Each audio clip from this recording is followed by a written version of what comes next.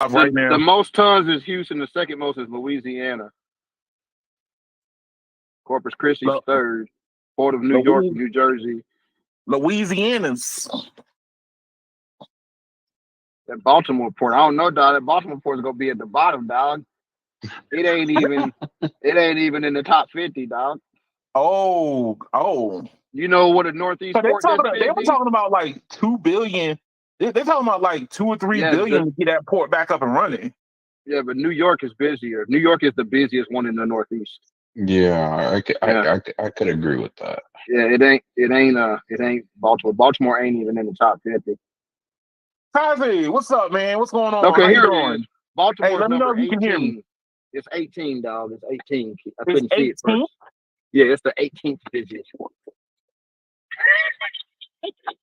Sounds like we might be able to do without it, dog. Wow. That's probably why the government. That's why the government blew it up. It wasn't. Baltimore needs help as it is. So Baltimore needs all the help. It needs sweet Jesus. Sweet Jesus, blessings with the crucifix. It's gonna be a church sermon over there this week. They're gonna be able to go, blessed assurance, Jesus is mine. They're gonna be doing praise and worship over there this week, singing about the bridge coming down. Hey, that's why Brandon Randy here is talking about London Bridge just falling down. Yeah, that's what the conservatives gonna be singing at the bridge. Baltimore Bridge is falling down. Falling down. And we know because we knocked it down. That was yeah, because they need the private sector to get another check from the government to rebuild it. You see? That's true. That's how the conservatives roll, bro. Wait, what about the insurance? What about it? What about the insurance? What's that gonna do? Fix nothing. Man, public utilities ain't insured like that, sir. Man, yeah, they're not insured like that. The government insures it. That's where it's supposed to come from. That's no different than they're the ones that write the check. Yeah. Do you have the government is the insurance for when the hurricane decides that Houston doesn't want to exist no more by like a hurricane. It goes, hurricane season. Today, Houston will be wiped off the map.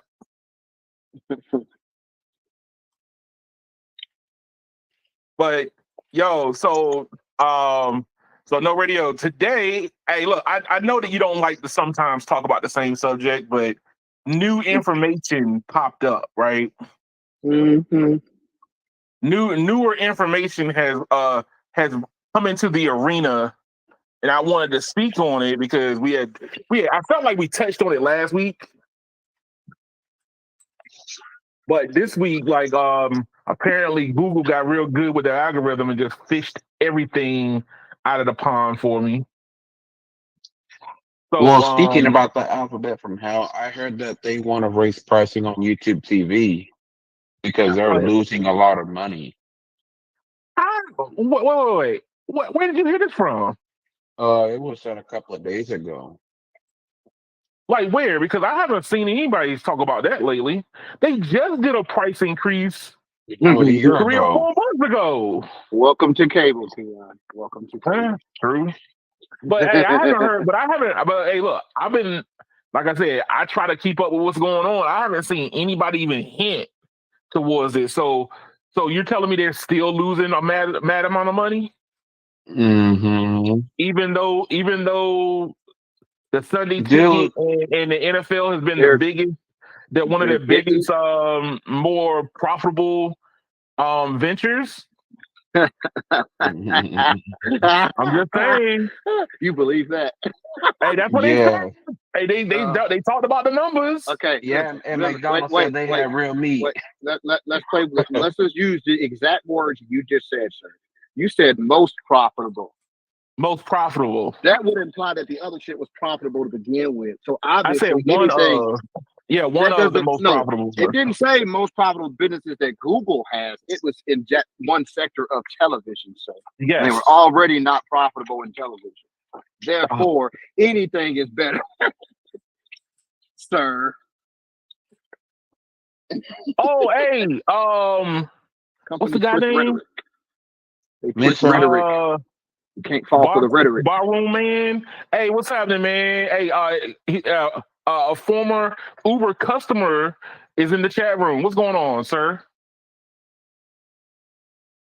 See now, hey, look. I got my customers coming on. Yes. Yeah, but Yay. YouTube TV is gonna raise pricing soon, and I don't. And it's crazy to say, but probably by the summertime, they will have more subscribers than Dish and Sling combined. Who you talking about? YouTube? Yes, I mean, and probably their trajectory was already going higher than that. I mean, they already passed Dish, I think. Yeah, they passed no, Dish but already. no. I'm saying Dish and Sling combined. Yeah. I'm saying satellite and streaming. Yeah. I mean, they were already on the way up because hey, look, some of the cable companies were on the way down. Just remember, Keon, there's a reason why the cable TV model sucked, and it's not going to be different just because you get it over the internet. Everybody thought it was going to be, well, y'all about to get a rude awakening. Because that's why I keep telling everybody blame the cable companies for the pricing on TV, and it ain't got nothing to do with the cable companies. It's the But you know what? networks. When it came to pricing, I never really looked at the pricing so much. Hey, look, I paid my bill and I went on about my business. The problem was always access for me. Was I want what I want, where I want it, whenever I felt like I want it. And I felt like the cable companies wasn't trying to do that for me, which is why I started venturing away to other places. Well, the other places are just going to become the cable company. So, congratulations. I totally understand. No, but Edmund, you know what? What? Comcast was one of the first people that actually unlocked the cable box. But you can't take a cable box with you, sir. No, but meaning that basically they were the first ones where you were able to stream TV outside the home on certain channels and even on the DVR. Okay. Besides the Sling box.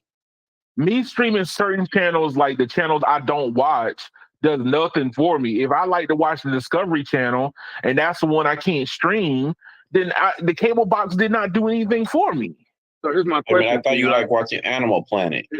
Here's the question, Keon. If the cable company would have said, okay, you can get all the channels outside the house for this extra $20, would you have paid it?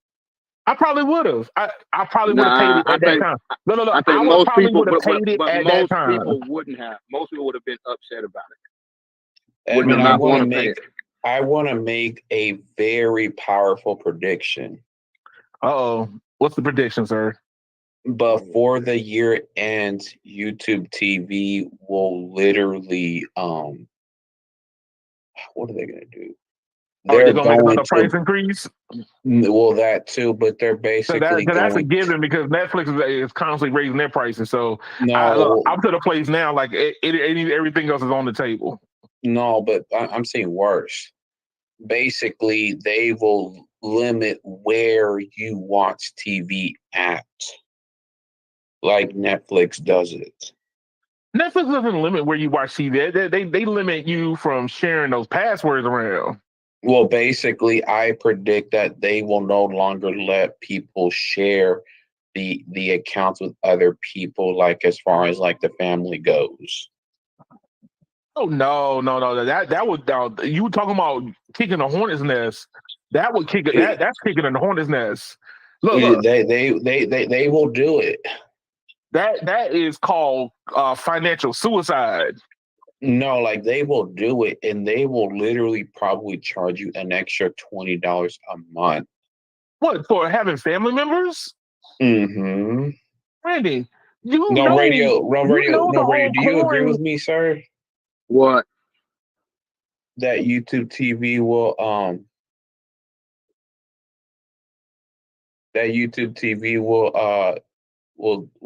ditch the cable box. I mean, I'm sorry. Not ditch the cable box. They don't have a cable box. I'm sorry. That they will allow family members on. What you said? Yeah. No, yeah. and the reason why is because of the local networks. That's why they won't be able to do it. TJ, what's going on? No, basically, like, you know how YouTube, like, if Edmund can add up to 6 people on his account, okay, they will they can stream, and they can stream from anywhere. They can go to their house on their home internet. And they'll deal away with that. Oh, you're talking about doing away with it? Yes. Yeah, but it's because the networks ain't gonna allow it. That's the problem. It ain't YouTube. Yes. The networks. Because this is what happens, Edmund. This is what happens every time. You get that subscriber base, right? And then that network goes and say, okay, just like Netflix did. They eventually turn around and go, okay, where are we losing money? Oh, we're losing money, all these added on people at different addresses. The same thing's going to happen. History repeats itself. Bro. Well, okay. Well, hold on, no radio. Hold on. See, here's the thing. I look at it the same exact way as what Netflix did with their like being able to only stream like on the TV itself. You can have multiple users. That's what we're referring to. But here's the thing. That's what we're referring to. Here's the thing. We're not talking about phones. But here's the thing. My mom, which I gave her access to my account so she can, use YouTube TV, she can't use it because she's not in my market. Exactly. So that's what we're saying. That's what we're saying. It's been market based streaming for ever since it's been in its inception. So you said it's already locked. Yeah, but Edmund, I'm saying for example, let's say I want to let my cousin use my YouTube TV account and I add her on. And she lives about 20 miles from here. Okay, as long as they stay within the same zip code as you, yeah. For now, they will get rid of that. That's what we're telling you. I don't know if there's a lot of they losing a whole lot of money from different listen, you're not listening. What did I just tell you? It's the same thing happened to Netflix. They weren't losing money until the user base stopped growing. Then they reevaluate why it's not growing, and when they look and realize they've got multiple houses on the account, they now want to monetize it. That's what I'm trying to tell you. It's the same thing. So you'll get away with it now in the same zip code, but eventually they're going to start MAC address filtering once the growth stagnates. They're going to do the same thing everybody else has done. They're not special. Mm-hmm. That's why we're saying when the growth stops, that's when they start trying to figure out how to get more money out. They will do the same thing that Netflix did, bro. And let me tell you why they'll end up doing this, Edmund. Why? Because cable companies. The cable companies have literally, used to kind of do that back then. Well, Comcast has been doing it now on a lot of their devices where you can stream the entire lineup on your on a TV or a certain channels on a tablet or phone. I mean, they've been doing it for as long as I've known. I mean, it was hardware based because you couldn't activate this like a cable box at a house that was blocked. No, but basically, it was basically running through a mocha filter and all that crap. But I mean, I had lived when I first moved to Maryland. I lived with this Latino family for a while, and I ended up getting cable. But I had to jump through a whole bunch of hoops because the house was actually blocked from the cable service. Like they put a block on the address. But when I figured out a way to get the block so basically you had to make like an A and a B is what you're talking about. Right. Yeah. That ain't got nothing to do with what we talk about, sir. Yeah. but my point is, Edmund, is that YouTube TV is growing. Nexstar, Tecna, Gray. But you know what? We've had this conversation before, and that one thing I've always been trying to figure out from like you and No Radio is at what point are we gonna quit saying that they're losing money? You don't jump when they stop losing money. The only way how they're gonna stop losing money, Edmund, is when they move on and they give up. That's not gonna happen. You don't spend $2 billion a year for the NFL Sunday ticket. But the data is more. The data is what they want more than money. But then eventually, when they have a certain amount of millions of customers, they're going to be like, "Oh, well, the people are comfortable, how the UI is on the YouTube TV. Yeah, but when do you? But when do you let's hit? nickel The and part, dime the them. part you're ignoring, Keon, is that the networks are going to raise the prices on Google. That's the part you're Yeah. ignoring. You're acting like Google's just No. going to keep the same price for 20 years, and their rates every time the networks up it on Google, they lose money, and the networks up it every time the contracts run out. Edmund, I'm not saying that they're not going to do something to raise rates. What I'm saying is at what point do you end up having what I call parity? You don't. Like, you know, YouTube TV becomes big enough to be able to fight back against these price hikes because the cable companies couldn't do it. So how they going to do it? The cable companies couldn't do it. I felt like 30 million subscribers, and the way that I felt like about the cable companies is the same exact way I felt about all of them. But Edmund, look at it like this. Disney was, Charter was not afraid to take those damn Disney channels off. Yeah, but they pissed off a lot of people in the turn. But here's the thing: at the end, they end up getting a better deal than everybody else did. So that's what I'm saying is at what point do you go, hey, YouTube TV has just as many subscribers as a Charter or a Comcast? You skipped a point, sir. They negotiated to remove things they didn't want. They didn't get the same stuff for a better price, Keon. They removed services. My apologies. Yeah, and they still raised the customer's price. And they still raised the customer's price too. You see how I'm trying to make? They raised the customer's price and they didn't get a better deal. They removed the channels to get a lower price from Disney. Edmund, I'm gonna give you the best example right now, and whatever. Costco has been dying to raise the price of the soda and hot dog. Okay, but a lot of people don't go to Costco for the soda and hot dogs. Do you think that people are having a picnic inside of Costco because they were like, Edmund, yo, the soda and hot dogs here are great? Costco, sir. Hey, no, I'll never look in Texas. In the life that I've been living, nobody goes to Costco for just soda and hot dogs, sir. Yes, they do. I have heard people in the community literally say they went there for lunch. I forgot who it was. I think it might have been Little Vindy or somebody. No, that was me. It was you too. Oh, Brandon, we all know you don't count, sir. Look, I'm just telling you, man. I'm just saying.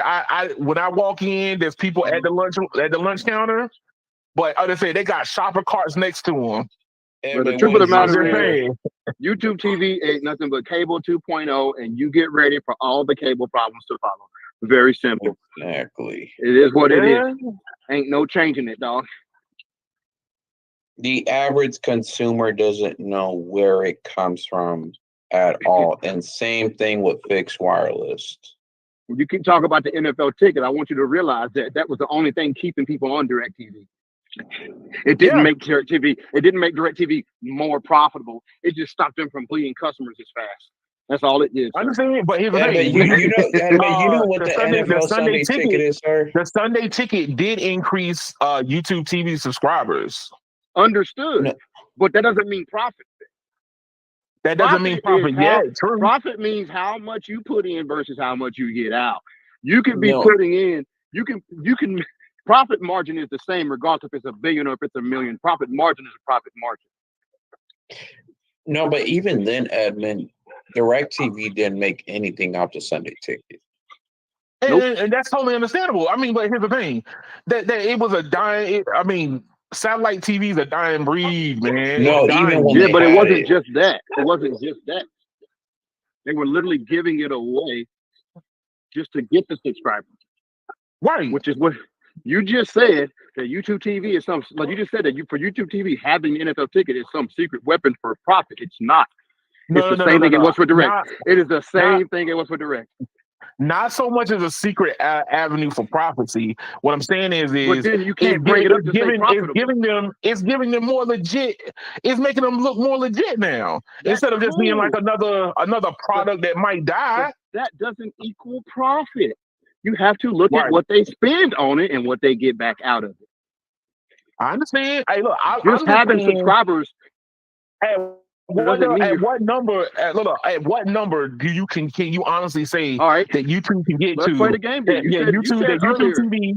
You said yourself earlier you got numbers. What's the numbers? Give me the actual profits. Oh no, I have numbers on something else, sir. I don't have these numbers yet. Well, I wasn't ready. I wasn't ready for this conversation. Your numbers are wrong when you talked about that bridge. I wasn't. Wow. Yeah. Hey, look, I wasn't ready for this conversation. I was ready for the other conversation about that. How about we suspend this conversation until you get some numbers? Hey, I need to find the numbers on it. Let's see what the actual profit margins are. Hey, look, before we get ready to switch, I just wanted to find out from you and Brandon, because I'm just saying nobody's giving me the actual idea, but at what point would YouTube TV need to be at in subscribers to be able to become profitable? So I just told you how many. I just told you, Keon. Let me remind you how TV works, sir. You don't buy like HBO one time and then you sell to a bunch of people. You pay individually for every single customer. So the profit doesn't change. The margin of profit does not change because you have more customers. It's not how it works. Okay, so how does it work? They don't buy TV channels in bulk and then resell. They literally have to pay a fee per subscriber for every single little channel. Right. So more subscribers doesn't equal that you're just profitable all of a sudden. If you ain't profitable at 1 million, you ain't gonna be profitable at 2 million because you're still paying per customer. So, you see what I'm saying? You're spending more money. You're not spending the same money and adding people on. You're spending more money for every person you add. Right, but what I'm saying is how many millions of people will get you to profitability? Doesn't matter. I just told you it doesn't matter. Okay, let's play the game.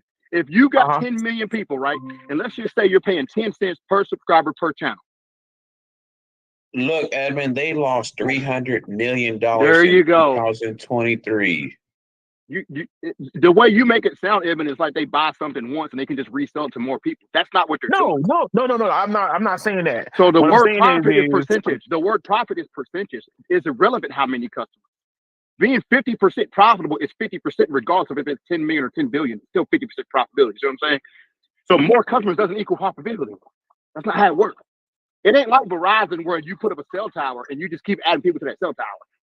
As a matter of fact, Edmund, the more subscribers they have, is the more they're going to have to waste. And they have to spend more money every time they add a sub. So adding a sub doesn't equal more profit. That's what we're saying.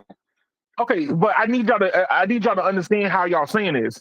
That means that you should never go into business on anything because as you get bigger, the more money you lose. No, we're talking about how TV works.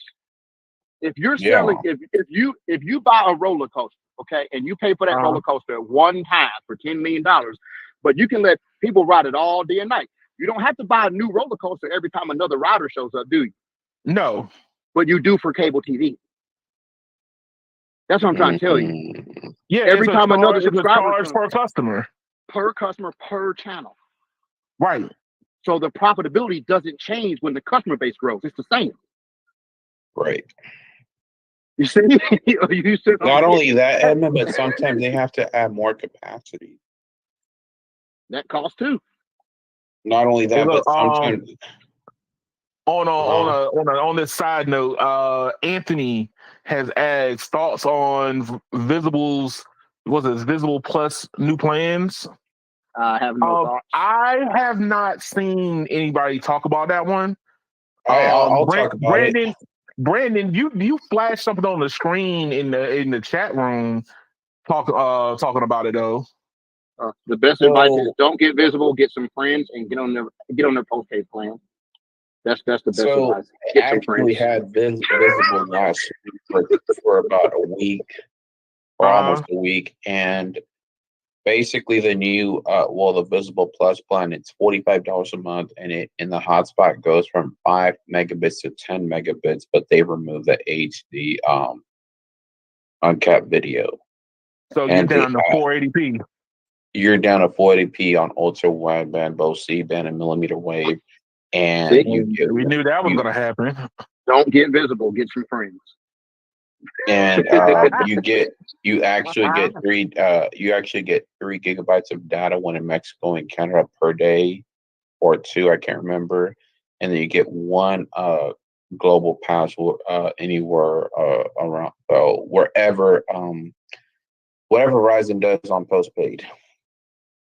So wasn't Visible Plus like the highest tier you can get on Visible? Yeah, they only have 2 plans: a basic and a plus. So one's And they 25, one's 45. they just gutted the plus. Like Mhm. the basic was already bad, and the plus looked similar, like something decent, and then they turned around and just took the axe to the plus and chopped off one of his ears. Okay.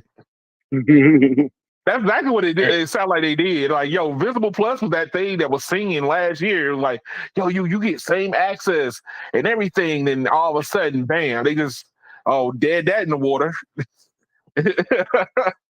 We gonna dead that quick. I mean, Visible Plus is it's honestly good for a college student. Get you a copy. Get you a copy of the TLC album. What about your friend? They don't let you down. Dude, that is the They best gonna way bring to. you around. You can literally Hey. get postpaid Verizon top tier plans for $45 with multiple lines. There's no good reason to go to Visible if people actually love you in your life. Now, if no one loves Yeah, I you, see then 10 megabits video streams at standard definition, and then you could only use 1 device at a time. You get unlimited talk. Verizon is being very aggressive, limiting all their arms around their services, all of it now. But they give you this unlimited is aggressive. on the hotspot. Unlimited 10 megabits. Oh, that's cool. Whoa, is that speed tiers? That's not speed tiers, is it? Yep. It's speed tier. No, it's just capped. Oh, at 10 megabits. 10 megabits. Yeah, right here. 10 megabits. It's DSL speed. Oh, wow. ADSL. It's ADSL speed. Yeah, but no radio DSL on AT&T was never promised, sir. Say what? I said DS 10 megabits on AT&T was never promised. I don't know about AT&T. I come from a Central Link market where whatever crappy speed they gave you was always that speed. It never faltered. If they told you 10, you got 10. Here, if you're on AT&T and you had 10, you would get a 4. Oh my God! So yeah, I mean, you see it. Even worse. Don't you miss when companies used to have humility? Did they ever have humility? That's the question. I don't they think did, so. bro. Essentially, okay, I had to say it. Essentially, they did. I'll tell you what I mean by that. Back in the day, if they couldn't give you the full speed, they didn't give you service at all. That's how they used to be. So if you couldn't get 10 meg, you couldn't get DSL at all. So like 1 meg might work at your house, they just wouldn't sign you up because they had a standard. And then they got to where people cried enough and they said, okay, take this 768 kilobits in. You want the further you take it. Yeah, because the further you got away, the slower it got, and that was the thing. That's why they didn't even offer it to people who were past a certain amount of distance. But you know what? I mean, as long humility.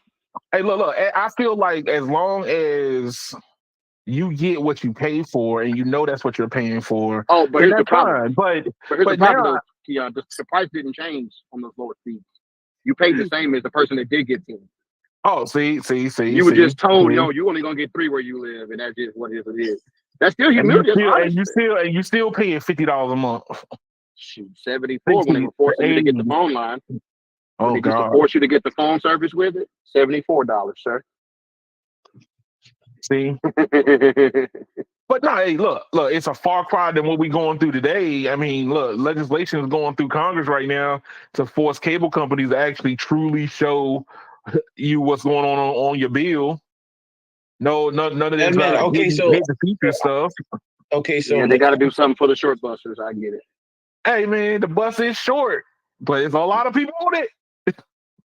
No, but Edmund, okay, so that stuff that they're trying to do, it doesn't make sense. You said it doesn't make sense? What do you mean? It doesn't make sense because every market has different pricing. That's okay. Right. You know what's going to happen, right? As a consumer, I don't live in every market. Guess what's going to happen to you, though, Keon? They're going to raise everybody's bill to compensate for all the effort they're going to have to put in to make 200 fucking labels. Good. So congratulations. Good. The government has played itself again. They're just going to add to your bill. And the government's telling you that they're doing you a favor by disclosing info, but all it's going to do is make your bill go up. And then all them people are going to jump ship and go to fixed wireless. Bam! We just solved the problem, baby. Okay, Steve Mobile Tech. Okay, Steve Mobile Tech. No, but they'll go after fixed wireless too. Yep. You know that the FCC has given, that on the network side, they've given cellular networks a pass a lot more because they have to micromanage their network. So I don't know. I mean, right now they're pampering them, but later on they're gonna tickle their asses. Oh Lord! Yeah, they're gonna pull it diaper off and knock out the. Brandon is talking about tickling sphincters. See what I'm saying? But Edmund, you know I'm not lying, right? No. Hey, look, I think that every single time a new some company or industry gets too big, government regulation comes in like a hammer and knocks the nail back down again. That's all. When fixed wireless becomes big and they're pushing, major weight, guess what? They're gonna get the hammer too, and they're gonna keep playing whack-a-mole. Wherever mole decides to stick their head up is the ones that are gonna get whacked. No, but Edmund, politics is another reason why cable is very expensive and locals. Right. I mean, the end producer, like the NBC, the ABC, they want money, and that's pretty much what it comes down to. They want money. And they want money. Okay. And their programming sucks. They want money too, but their affiliates also want money. So Scripps, the affiliate game is getting started. They're getting ruthless too. Oh, they've been ruthless. But they're getting worse at it. Like honestly, I remember a few years back, No Radio said that the meteorologists aren't even real meteorologists anymore. No. None of them are, bro. No, and I noticed that No Radio because I've watched some of these out of market locals, and a lot of them don't even dress the same anymore. They just don't care. Bro, there's a video online, you can watch it, and it shows 200 news stations talking about the same story, and they literally reported it word for word. Oh yeah, I remember that one. If you're a journalist and you're writing these stories to tell the people, how is yours exactly the same as the guy 300 miles away? Exactly the same as the guy. No, but No Radio. Because they literally I've actually seen that. They're just a lot of that comes from the fact that it's the same thing about like local newspapers dying, right? Everybody gets their news and services more broadly, so the local newspaper doesn't make any money, which means that they go out of business. So guess what? It's an evil cycle. Same thing with news organizations. Like a lot of these news places, they can't hire a staff room of writers no more. So they gotta outsource, and they get their marching orders, emailed to them, and this is what you got to say today, and they go okay. And I'm gonna tell you, I'm gonna be dancing in the street whenever all the local channels start going out of business. Dancing in the street, and all the old people are gonna be crying. And I'm gonna just be laughing. I'm just saying, like along the lines of like the internet has consolidated knowledge, but it's also consolidated access to information. So it's kind of like the great equalizer, but a divider at the same time. So that's about as close as I'm gonna get to the edge of politics right now. I'm not gonna cross over outside of that, but. Brandon, your favorite streaming service? Hold on one second. A lot. True Social Network. Oh, but so Hulu has officially joined Disney. Oh, that's so funny you mentioned that. So Hulu is now officially you lose on this article. They say that you lose all your saves. So whatever you were watching, it doesn't carry over. So if you're watching your, I love this one because no radio. Do you remember? You don't remember DuckTales, do you? Of course, I remember DuckTales. Sir. It's DuckTales next to Handmaid's Tales. Yo, I love DuckTales. Yeah, but I don't love it enough to watch it in 2024. Sir. Maybe if I had some kids, I might watch it again, but I'm not watching that. Man, your kids ain't gonna want to watch that mess. This crap is old. Hey, man. Hey, look. Our Saturday morning cartoons were the best cartoons. I don't care. Yeah, but your kids don't. Anybody. You still watching cartoons that you watching still anime? Yes, I do. Yes, I do, sir. Yeah, dork. Yes, I do. But no, hey, look, I'm just saying. Go ahead. Look. Oh shit. Baby. Oh my gosh. What? Hold on, I gotta blow this up on my phone. Hold on a second. I'm currently not able to look at my screen. Disney right next to what, Baby Boy? Yeah, because it's on Disney Plus. Hey, we had this conversation a while ago that Disney was gonna have to become more adult. Like it's all cute to have Bambi, but there's gonna have to be a point a year ago. But there was gonna have to be a point where Bambi was gonna get shot. Yeah, I want new exclusives that are mature, not old crap. That's true. You know what? No, check this out. As somebody who's grown up watching, network television, and then now I just finished Star Trek Picard on Paramount Plus. Okay, it went 3 seasons. Do you know those 3 seasons were more edgier than the actual television series?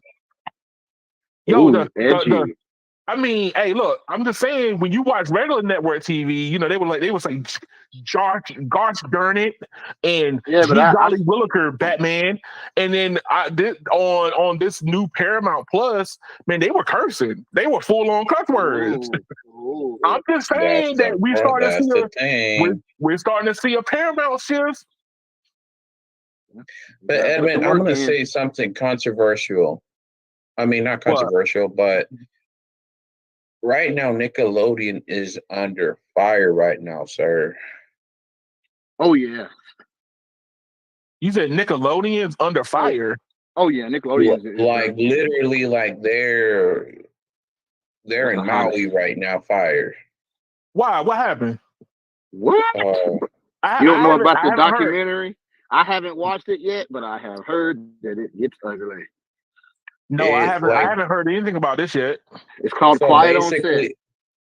Yeah, it's called Quiet on Set, and so basically the writer that did all that, the Amanda Show, Drake and Josh, Zoe 101, iCarly, Sam and Cat, and all that crap.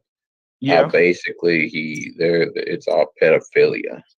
Yeah, he was grooming and sexually assaulting them kid actors. Yeah. Whoa. Yeah, so I wouldn't be surprised. That's literally gonna hammer Nickelodeon to a point where maybe within 2 years that channel is gone, or they just rebranded as Nick at Night all day.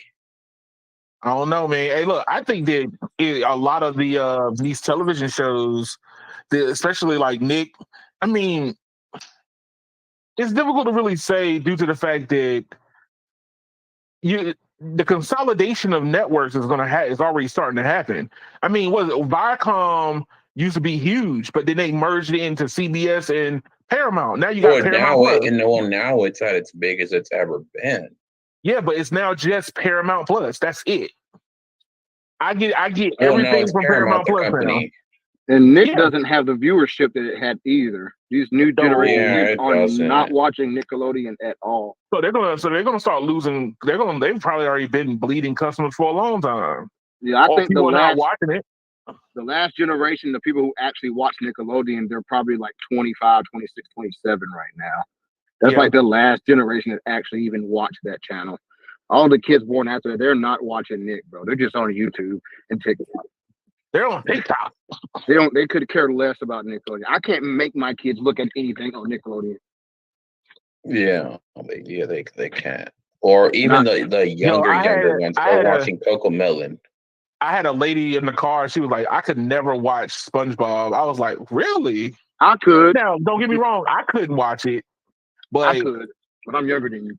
You ancient. Yeah. Oh, hey, look. I'm already shopping for a cane, man. Yeah, you're that thing from Legend of the Hidden Temple. You're that Omar kid. That's you. So basically, focusing on the article, I literally said this a year ago that Disney would put Hulu on top of Disney. I mean, Disney they'll basically merge it. The reason why that was a given. That's like guessing if it was going to be the sun was going to rise tomorrow. But the thing, the you reason had a why very good chance. No, but the reason why they did it, Evan, is because there's really nothing popular on Hulu. Nope. There's nothing popular. The Kardashians are getting old. Hey, look, there's nothing really too popular. The thing is it consolidates the streaming networks down. So now instead of having Disney Plus, now I have Disney Plus / Hulu, which basically Disney Plus becomes the next Netflix. They have a chance to become the next Netflix. They don't. Why not? They already do their own production. They don't put out enough original content. That's the problem. Okay. Oh no, Radio. I actually agree with Edmund a little bit. So what they're basically doing is that they're just trying to jumble up all the content they can and then put it on there and raise the pricing. Yeah, I get that. But there's nothing fresh on there. That's what I'm saying. They don't have enough original content. They're jumbling up existing content. There's not new shows that you have to go there to watch. That's what I'm saying. Even HBO Max is basically grabbing stuff from what is actually TLC and the Food Network and all that crap. Yeah, it's a bunch of rerun. It's stuff you can watch other places. If I can watch it somewhere else, it ain't original. That's all I'm saying. AKA, if you can see it on live TV, it's not original content. It has to only be there and nowhere else. That's how you get the customer base in. That's what I'm referring to. Just because you own the rights to a TV show and you stick it on your streaming service, that doesn't count as original content because it's also on regular TV. So people don't have to come here to get it. That's what I'm saying. I mean, hey, look, Paramount Plus is the only one that's actually pushing the envelope right now. Yeah. I mean, look, between Star Trek and Halo. But you're still talking about shows and stuff that already exists, existing IP. I'm talking about brand new IP, new characters, new stories, not the same characters in another story. That's what I'm saying. That's what I keep saying. No, I think that you got to first get the low-hanging fruit before you start going after the whole fruit tree, man. What I'm saying is that's what they'll have to do to become a Netflix is what I'm referring to. That's what they'll have to do to become a Netflix. So are you saying that they need to come up with their own Stranger Things before we can consider them? No, not just they need about 25 different Stranger Things is what I'm referring to. Yeah. And they need the multilingual shows. Think about it. Netflix is worldwide. It ain't American targeted. It's worldwide. Yeah, that's true. There's Spanish content, Dominican content, there's Japanese content, there's Korean content, there's everything. And it's all original. It's a bunch of original stuff. What I'm saying is, because right now, in order for people to really have Disney Plus and love it, you had to already be a fan of an existing IP. So what happens to the group of people who is a fan of none of the existing IP? You don't get them until you have something for them. just adding more of the same content that you've been putting out for 40 years. And here's the 15th installment. Like, okay, dude, there's enough Fast and the Furious movies. Is what I'm saying, dog. There's only so many Star Wars you can put out before people are Star Wars out. That's what I'm saying. Yeah, that's true. I agree. They need a brand new up from the ground up content. That's like FD Signifier. He was talking about how the movie studios keep putting out all these hero movies, and people are getting tired of hero movies because it's basically the same story over and over again. The stories that are doing good are What's the ones up, that are Austin? brand new characters, brand new characters, brand new storylines. Yeah, like And it's I getting agree with you. boring. I think that you do end up getting burned out by certain like storylines, but I think that a lot of that has to do with the fact that there's no more creativity in these movie studios right now. But that's my point. And the ones that are creative, they don't want to green light their stuff because guess what? You're not the Steven Spielbergs of the industry, so but you're not going to Netflix get is green lighting that stuff. But Netflix is green lighting that stuff. That's the point.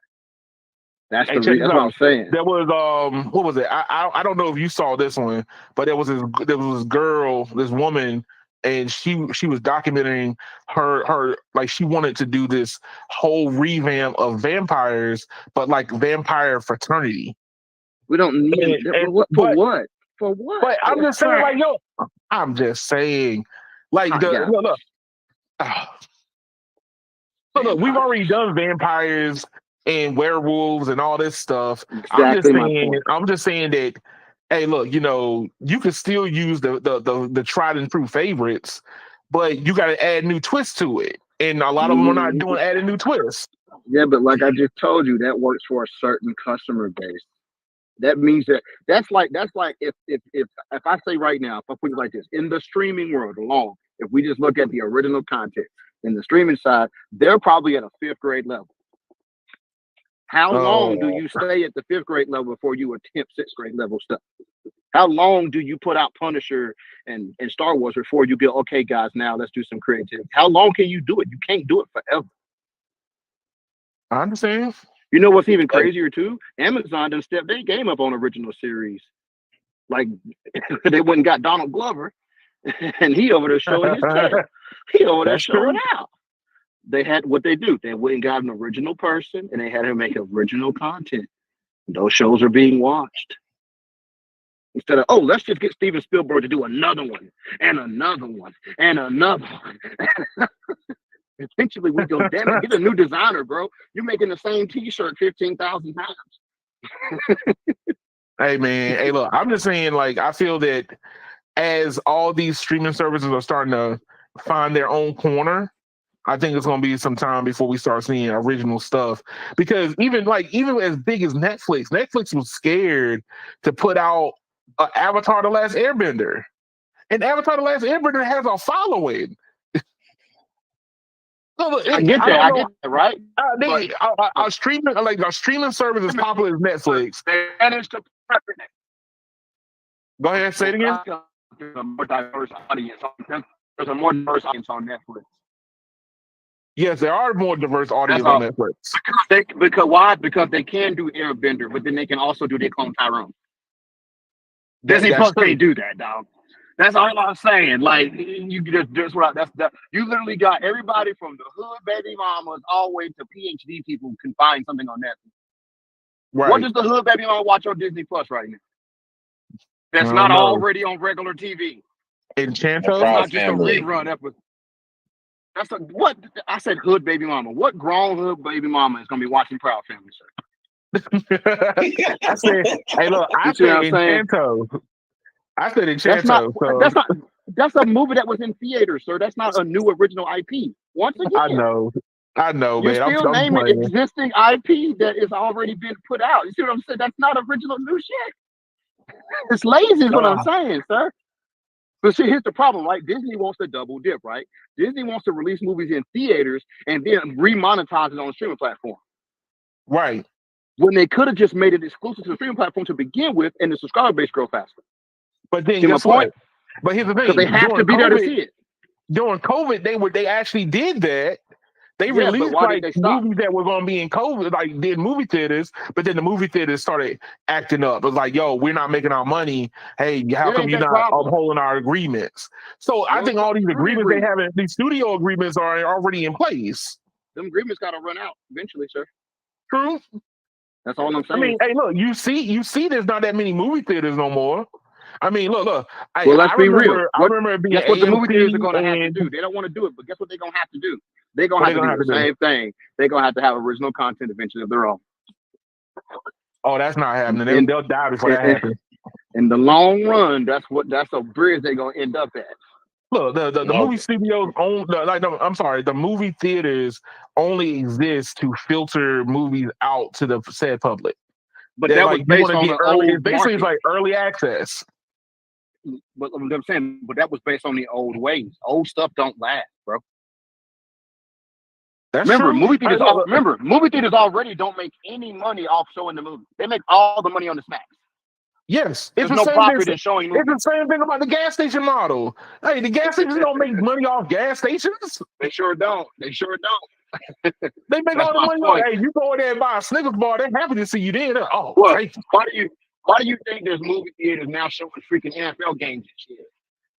No, they're doing like live because of that. concerts. Yeah, They're showing like what was it?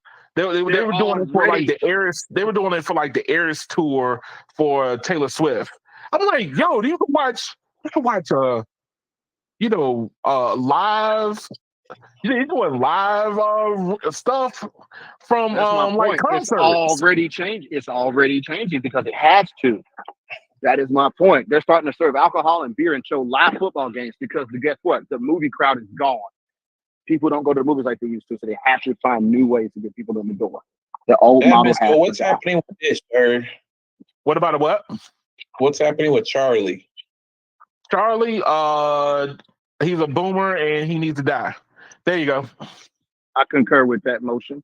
Oh yes, sir. Hey, look. Charlie is not going to change. Hey, look, you gave this man another company, which he has spun off. He got it back again, and he already messing that up too. At what point are you just bad at business? That's what it comes down to. There's a point at which you're just bad at business. But see, what it was, he had a monopoly on rural TV so long that he got lazy in business. That's why he's terrible. The satellite only survived because of the customer base who didn't have access to cable TV. They had to have satellite. Once that started changing, it was over. All right, so Brandon, you'll love this one. This is where New York City has gone into disarray. Hold on one second. So New York City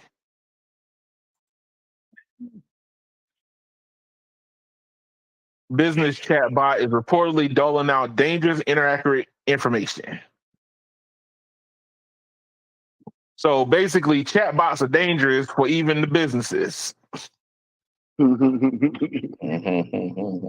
we all love to see New York set on fire. So hey, all these companies, even the local governments are trying to figure out a way to do everything cheaper. So they incorporated chatbots, which the chatbots is a very dangerous way of trying to cost conserve. And guess what they're doing? They're feeding companies bad information. Yeah, but you know why they call New York the city that never sleeps? Why? Because it's dangerous.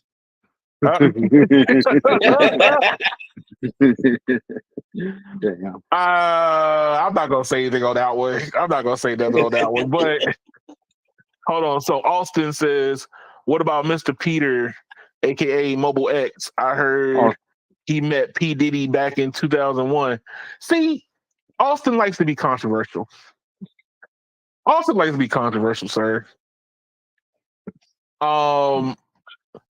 I don't have any information on said subject and or what's going on with proceedings with John P. Puffy Combs, so I can't really say nothing.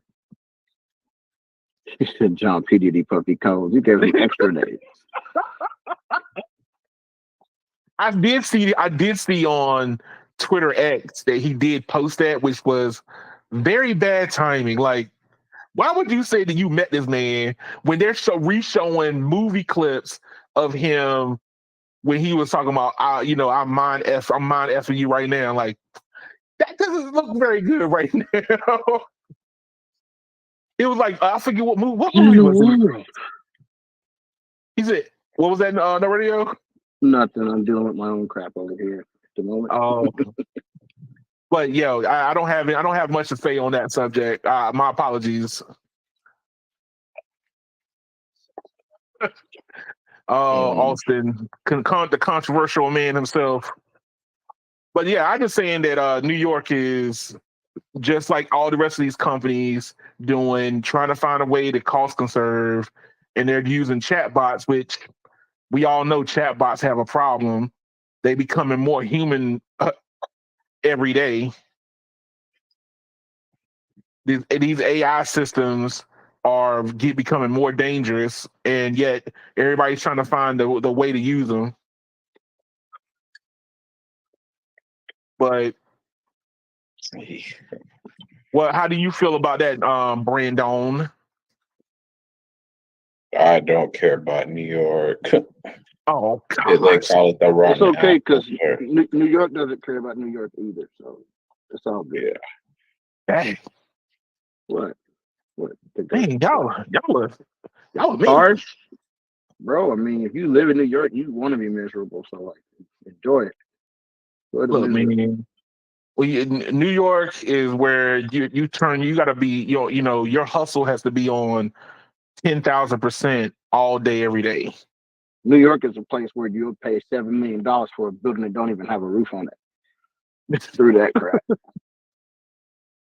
That's called natural lighting, though, radio. Okay. Wherever folks about find you lost the smoke.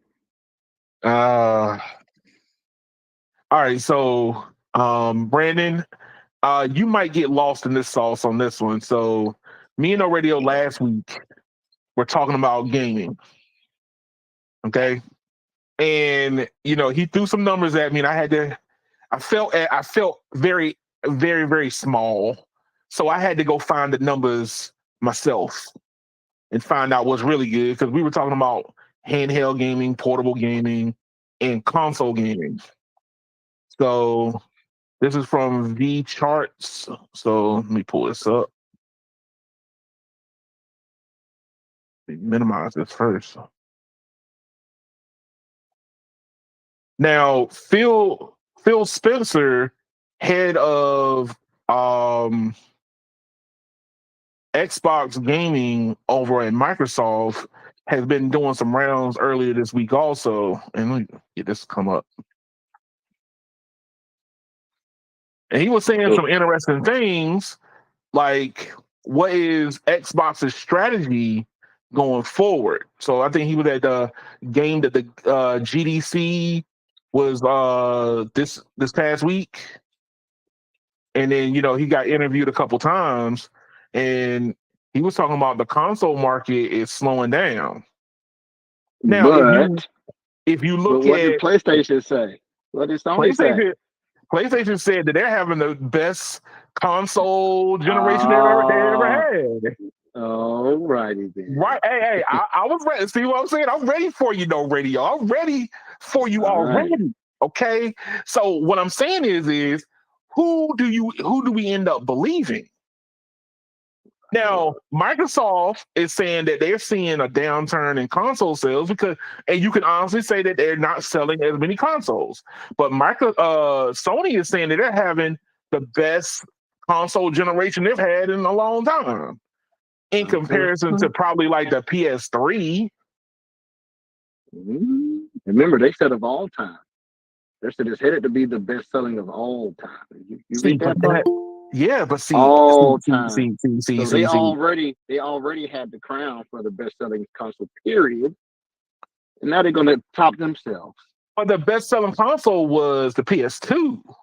Exactly. They're going to top themselves. I don't know, man. The PS2 had major numbers. Hey, they're the ones saying they're going to top it, sir. So I'm pretty sure they're looking at how many years the device been on the market and what the sales are. They're saying they're heading for it. Yeah, let me see if I can find that article. Yeah, Where is it at? Oh, I didn't do it. But yeah, so now here's the thing though, Radio. Inside of this article, they also link to the numbers. So between PlayStation and Xbox, 170 million and 185 million units lifetime. So I'm assuming that is across all their generations over the last 20 years. So, whoa. Go ahead, I'll look into that later. All right, so I'm about to pull it up. Let me minimize this. Now, if we're going to use what Nintendo is saying,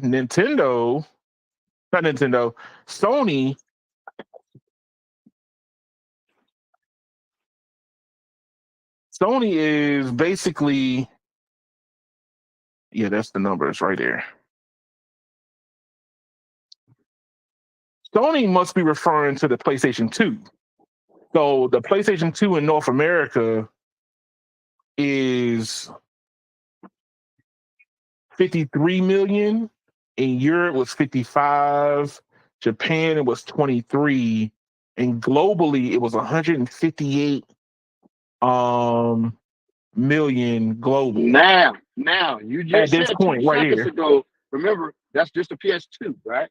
That was a PS2. Now, just remember, you just said a while ago you thought it was 180 for all 20 years. No, they made that on, they 150 something on one console. 150 something million on one console, sir. Yes, So on one lifetime console. for all consoles is in the billions. Well, it ain't in the billions. It's at least a $500 million. Lifetime all consoles is at least a $500 million. Hold on 1 second. Austin, hold on. View. Admit. Well, I'm about to get some assistance out here. Austin. Hello, sir. Howdy there. I have 2 audios. Give me 1 sec. Yes, please make sure you turn down the radio in the back so we can understand and hear you clearly. That was good. Oh no, I've heard that so many times when I listen to different radio stations. That is so good. That was so good. No, it's on the iPhone. I just had the screen playing in the picture-in-picture window. Right. So now here's the thing though, Radio. These numbers are decreasing generation to generation. No, Radio's not here. Oh, he's not? Oh. No. All right. So you guys probably don't really care about this, but from my standpoint, our bigger conversation that me and No Radio were having before was console gaming is still popular, but it's a popular niche now. It's not as big as it used to be. I feel like PCs are becoming more popular. See, that's the sneaky little thing. So Phil Spencer was talking, I think, at GDC, and he's been doing a couple of different rounds around the web for different publications, and he's looking. They were asking him where did he think that he wants to go next. And if you look at these numbers, if you look at the numbers from VG charts of like the most popular console since we did console was the PS2. 158 million consoles. The DS, 154.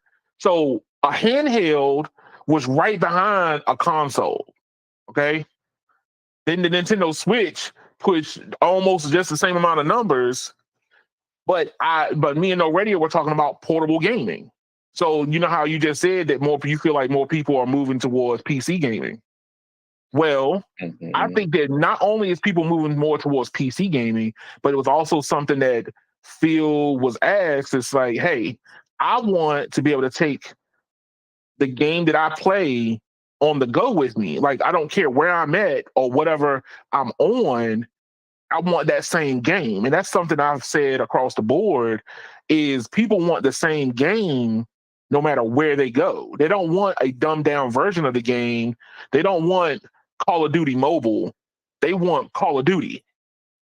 They just want Call of Duty to be on mobile. actually buy gaming laptops. Well, not Yeah. only not only that, then you have the whatchamacallit, oh god, I'm drawing a blank right now. The thing that Steam brought out. Oh, the Steam Deck. Yes, thank you. The Steam Deck. Yeah. Or you could have done cloud gaming like Google Stadia. See, here's the thing. Oh Microsoft shit! is yeah. I can always count on Austin to remind me of my trauma. Hey, Keon, just be glad you didn't have My to do it trauma. on a damn HughesNet game on Connection. Stadia on HughesNet. Oh Lord! That would have been Oh. that would have been bad. But here's the thing. So last week when me and O'Reilly were talking about this, he was telling me how like people want to be able to, play, 2K at a friend's house. And I'm like, that's totally understandable. But we're at the place now that people don't even spend that much time at home. They're always on the go. They're moving around. They're here. They're there. They're everywhere. Man, And I don't feel ask my A family. gamer does not go anywhere, Edmund. actually look. Right. Understand something. These numbers show that people aren't able to stay home anymore. Like you got to go to work. Like Yeah, understand. Here you But go. that's Here you the go. thing. Look at this. Work, 158 million. 158 and they go million to work, globally. and then they order DoorDash Hey, Brandon, don't call me out like that. or Look, Uber Eats or Grubhub. what I'm saying is the PlayStation 2 came out late? No, mid to late. Their run was like mid The 2000. PlayStation 2, no, it came out 2002. That's what I'm saying. I'm talking about their run. The length of their run was like from 2002 to like 2008 or 9. 5. I don't have the exact dates in front of me, so please, everybody. I know I'm probably gonna get slaughtered in the comments, but just follow me down the yellow brick road. What I'm saying is the more people end up working, the less people have time to play, which means that you're not gonna go buy a console at $700, $800, and $900 when you're not No, able to play it. Like that's why true. are you gonna you don't go a person's not gonna sit up there and spend 100, go out and go get 100-inch television costing $12,000 when they don't spend enough time at home just to even be able to flick their phone Man, on. them But Edmund, people 100-inch finance. TVs are more than 12. Did you say 12 grand or 1,200? I said $12,000. Okay, making sure. Never mind. I'm gonna be Yeah, quiet. look, Linus did a open box teardown of something from China, and it cost about $12,000 to get it shipped over from Man, China over to Canada, and just installing it was a pain. I mean, But what I'm this saying man is, went as far as to get ubiquity, the 6 gigahertz ubiquity enabled in Canada. yeah, hey, He's wild. but here's the thing: you can see every generation the numbers don't go nearly as high anymore. The PS3 fell off the cliff, but you could blame Sony's cockiness for the PS3. Like I bought the PS3, but Sony's cockiness messed up the PS3 because they were like, "Oh, our cell chip is better than everything," and Microsoft jumped ahead of them, or came pretty close with the 360. Man, the only thing that annoys me with Sony right now is the whole GTA saga, where they're like, "Oh, we're gonna get this deal. We got this deal," and you can't have the latest GTA 6 on PC or the Xbox for like another year or two. Oh, they must be paying to time gate it. That's why. That's annoying. Hey, look, understand the reason why they do that is because the studio's taking the money up front. That's all. Oh, of course I know that. Of course I know The that. different studios, they want the money, and if Sony's willing to pay the time gated, that's what, because they want to push sales of the console. Oh, of course, but it's just me. I see it as feast versus famine That's in my true. book. But here's the thing: like if you look at the numbers for PlayStation 3 and Xbox, they didn't come close to PS2 numbers. I say that PlayStation 2 was the pinnacle of gaming at that point in time, and we're falling off that cliff because people don't have time to play. They want to play. You have a lot of people out there that are casual gamers that would love to play video games, but they got to go to work. They'll play on their lunchtime, but guess what? They don't have a way. They're not going to take their whole console with them to their job. Not a lot of people even want to play. Like they like playing video games, but they don't have enough time even on their lunch break because who has an hour plus? I mean, I do, but I can't talk about that because I'm an independent contractor. Hey, look, I do Uber, right? So the thing is when I want to take a break, I just take a break. But if there was something that was worthwhile for me to play and just take my mind off of driving for a while, I don't have anything. There's nothing that makes me want to go, man, what about this?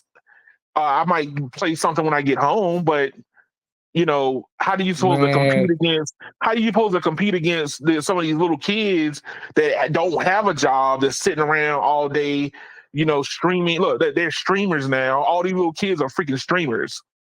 Man, Keon, you only like playing Destiny 2 as long as your coax ain't cut. Ah, yes. You know what? I haven't played Destiny 2 in a while. Oh, are you feeling okay? No, because guess what? My new addiction has been Power World. Oh.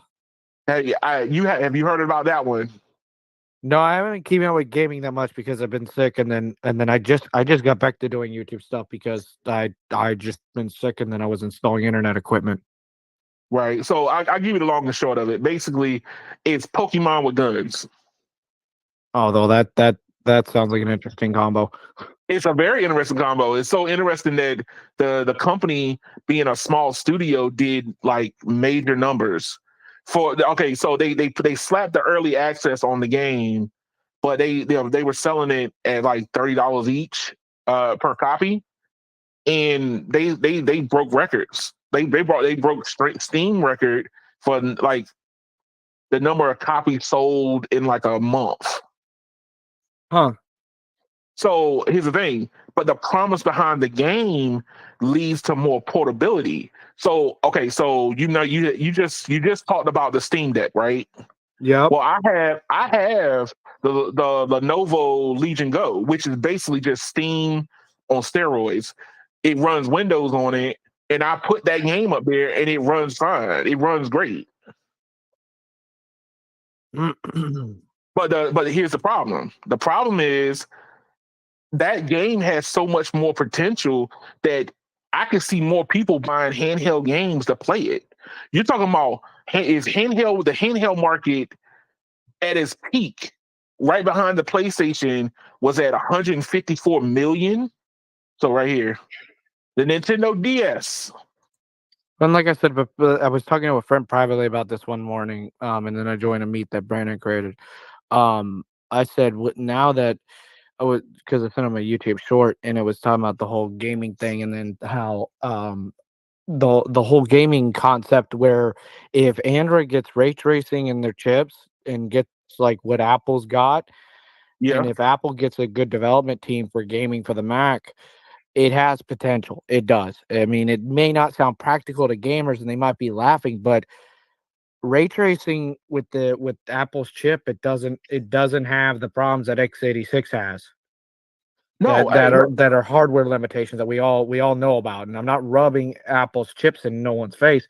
I'm just saying from a technical engineering aspect. Oh no, I totally agree with you. I mean, all the processing is getting ready to go ARM. So I have another article coming up after this where we're talking about ARM. Windows and ARM are going to be a very interesting battle, and that's going to make much progress. It's going to automatically push everybody over to ARM. So when developers are only developing for ARM now, guess what? The iPad is a portable gaming system. Hey, look, you know I'm not a big Apple fan. You know that, but I know it feels kind of weird that you're saying that. But here's the thing: I have to acknowledge. I do have to acknowledge that the iPad, off the break, if you all of a sudden put a game out that can run on ARM, right? That means that cell phones become more viable. That doesn't just mean Windows on ARM, it becomes viable. It makes every device that runs on ARM possible, because that automatically makes cell phone chips become stronger, have to be running stronger, because people are going to, like I said, they want to play they want to play that one game on everything. So if you have a M3 Mac, you have an iPad, you have your iPhone, you want to be able to pick up your sticks anywhere you want to, and that's pretty much what's going to end up happening. Which my current iPhone, the 15 Pro Max, is actually capable of doing that because it's got the ray tracing on the chip. Right. Built into the chip. And the M3 for the iPad will be that. Come on, Keon. What's gonna be crazy is that they'll put the ray tracing on the M3 chip, which they did in the MacBooks. An iPad Air that's like $499 will be able to do it. That's crazy. Right. Oh, hey, look, the conversation I was having with No Radio was I think that the handheld market is going to explode. If the developers take it and run with it, it will. Hey, look, if you look at what Phil Spencer was saying, right? And I'm not saying that you got to read between the lines. Just look at, he's non-committal. He's not committing on anything. Like, Microsoft is going to put out the Surface because that's just their first party, hardware division. But if you look at what Microsoft has been doing over the last 10 or 15 years, they've just been trying to put themselves everywhere. Why not take the same approach? Why not take the same approach to Xbox? Don't say, hey, you have to buy a Xbox console. You put the app on your handheld of choice. If you are a Steam player, you want Steam. If you want the ROG Ally from Asus, if you want the Legion Go, which I think the Legion Go is the better of the two, me personally, because it's more versatile. Like, that's just me personally. That's the reason why I bought it. It's way more versatile. I could detach the controllers and play. If I was on a train, I could play and post it up on a table on a train, and I don't have to hold it in front of me like a handheld. And then the controllers are independently in my hands. So, I mean, it takes some time to really do that, which gets a little jarring sometimes, but the human brain is able to flex. But that depends on the brain of the person. Oh, come on, man! Look, the human brain is good. I'm not singling out other people. The human brain is flexible. I have to add some comedy. Come on. Oh, I know, but the issue, but the thing is, I think that gaming now is going to be AAA titles or high-ranking titles that people want to play, but I need to be able to play it anywhere on anything. If you limit me from being able to play it on what I want to play it on, you're not going to gain any traction. And this is why I'm telling every carrier to really make sure their cellular network's able to withstand this traffic, and not every carrier is. I'm not even singling out any of them. Hey, look, I'm going to start doing some testing and show testing of, like, because since I got my Lenovo Legion Go, and that I have all three carriers, I'm gonna start just firing. I'm gonna like, hey, look, I'm gonna point my phone camera to my Legion Go and be like, hey, look, I'm running on, X, Y, and Z network. I'm not singling nobody out. I'm gonna be like, hey, look, I'm on X, Y, and Z network, and let's see if I can game in the middle of the sticks. I literally did it. So I did a tunnel where I masked my stuff. I was routing because the Ubiquiti lets me do this. I was running off of my Comcast's IP, and I was on T-Mobile. And T-Mobile's got standalone, so I was like, okay, we're gonna test somewhat of a standalone network. That latency was worse than Visible when Visible just started. It was 300 to 600 milliseconds. The peering was bad. But you know what? The peering can be fixed. Peering can be fixed if the engineer knows how to do it. If the engineers know how to do it. But hey, look, I look at it like this, right? As the demand of these services start jumping up, right? If your service is not doing well, or you're limiting to me, like I feel a certain type of way when it comes to Verizon. I pay a lot of money to Verizon. Oh, Verizon was bad. Verizon was bad at that when I was doing that test too. Yeah, look, they just raised my rates on Verizon. So, I mean, they raised my rates because I didn't change my bill either. So that look, that's full transparency. They raised my rates because I didn't change my bill. So they basically said, "Hey, my bill's going up because I'm still on what is the get more plan, which lets me still have access to Hulu and Apple Music and all that stuff. They can't take that from me, but as long as I'm paying for it. But the thing is I was in Eastern North Carolina, and I wasn't seeing those type of speeds that I would be able to stream, gaming from or play a multiplayer game. Because that's the next thing I'm going to end up doing. I'm going to go on Steam on my Lenovo, and I'm gonna download Call of Duty, and I'm gonna see if I can play Call of Duty on the go. From my experience from testing these carriers thoroughly with the stuff I do internally, for the, certain things that I do, just also because I go above and beyond when I inspect certain things, especially for wireless or wireline for the county. Good luck. I know. Here's the thing. I think it can be done. The problem It is, can be done. It can be done. It's just there's a lot of work, and EM Tech would be, when he's in here sometimes, he would be able to chat on this more, or someone else that actually works on routing, or anyone that I know that's in the field that works on routing would talk on this more than me, because they're in that field. They know what's going on. yeah. Hey, look. My take on it has always been this: is the cellular networks are going to have to evolve to meet a new paradigm I feel like it's coming down the pipeline. Like you just said, once you can develop your game to run on an ARM chipset, that automatically means mobile is coming. You have hit mobile. Like there's no turning back from that. Windows on ARM is a big deal, because now you're talking about everywhere you are is computing. It doesn't matter. Computing's not at home. Computing is everywhere. Yep, it's literally is as low as the watch on your wrist.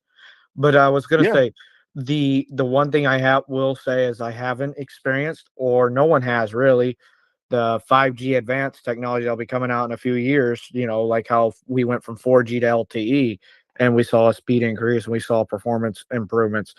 When 5G advanced comes out, that might change a few things with different MIMO technology and stuff like that, and capacity on cell towers and different technology. That might change a little bit and make the experience better. But these carriers, the peering connection on their backbone will have to work better. Now, I will say my only thing with my testing was I did it to a local, an actual Comcast residential IP. I wasn't on a server. So, your experience will be different if you're in an actual dedicated server, which I wasn't going to rent a dedicated server environment for my messing around and tinkering kind of tactics. No, I was being a tech nerd on steroids. Oh no, look, hey, look, I totally understand where you're coming from. Hey, look, my thing is this: these games don't have to be like super duper latency sensitive, right? Yeah. Because as taking Power World for example, understand, I put Power World on my Lenovo, I hotspot my phone in the car, and I literally I'm driving around with the game still logged in, and I'm still connected all day long. I'm still connected no matter where I was in DC. So that's what I'm saying is it's not the game is not like, oh well, I have to be finely tuning. Like dog, basically it's like a Power World is like a Pokemon on steroids while gardening. That's all I'm doing. Like I'm moving character to go pick up something, and then I'm like, oh, I got to go to my next trip. I put it back in my bag, and I move on to the next. But the game is still live. The game is still on. I never logged out. But guess what? And the latency was like 100 milliseconds. It was still connected. Yeah, I'm not doing anything. I'm not doing nothing that's really, sensitive. Like, oh man, I'm trying to shoot somebody. I'm not playing first person shooter. I'm just like, yo, I just want to stay connected to the game. If you're with a group of people, like if they're all on coax or fiber and you're on a cellular connection, that's the part I'm talking about. That will be a problem. But if you're just doing something like that, where it's just you, not a group of people, there's no problem with that. Even you could have done that even on LTE. But here's the thing. I think they've already sold over 25 million. So imagine 25 million of me with cell phone, like with your carrier, that people are going to want to stay connected. No boy. These games are going to start. Yeah, hey, that's a lot of people. Yeah, you get 25 million people in one area at any given point or time, and like we were talking about this when I was talking about it, because I guess surprise, surprise, I'm going to be in the path of totality for the 2024 solar eclipse. I'm Ooh. expecting the networks to crash. I'm kind of expecting it because Dallas alone is going to have a 35% increase in people being there. I'll be testing it out in the woods, but the wilderness of Texas. But we'll see how Verizon and T-Mobile go, and maybe I might have Dish or AT&T on me too. But Right. I might be inspecting Dish in Houston But since our boy Brandon that's don't want to do it.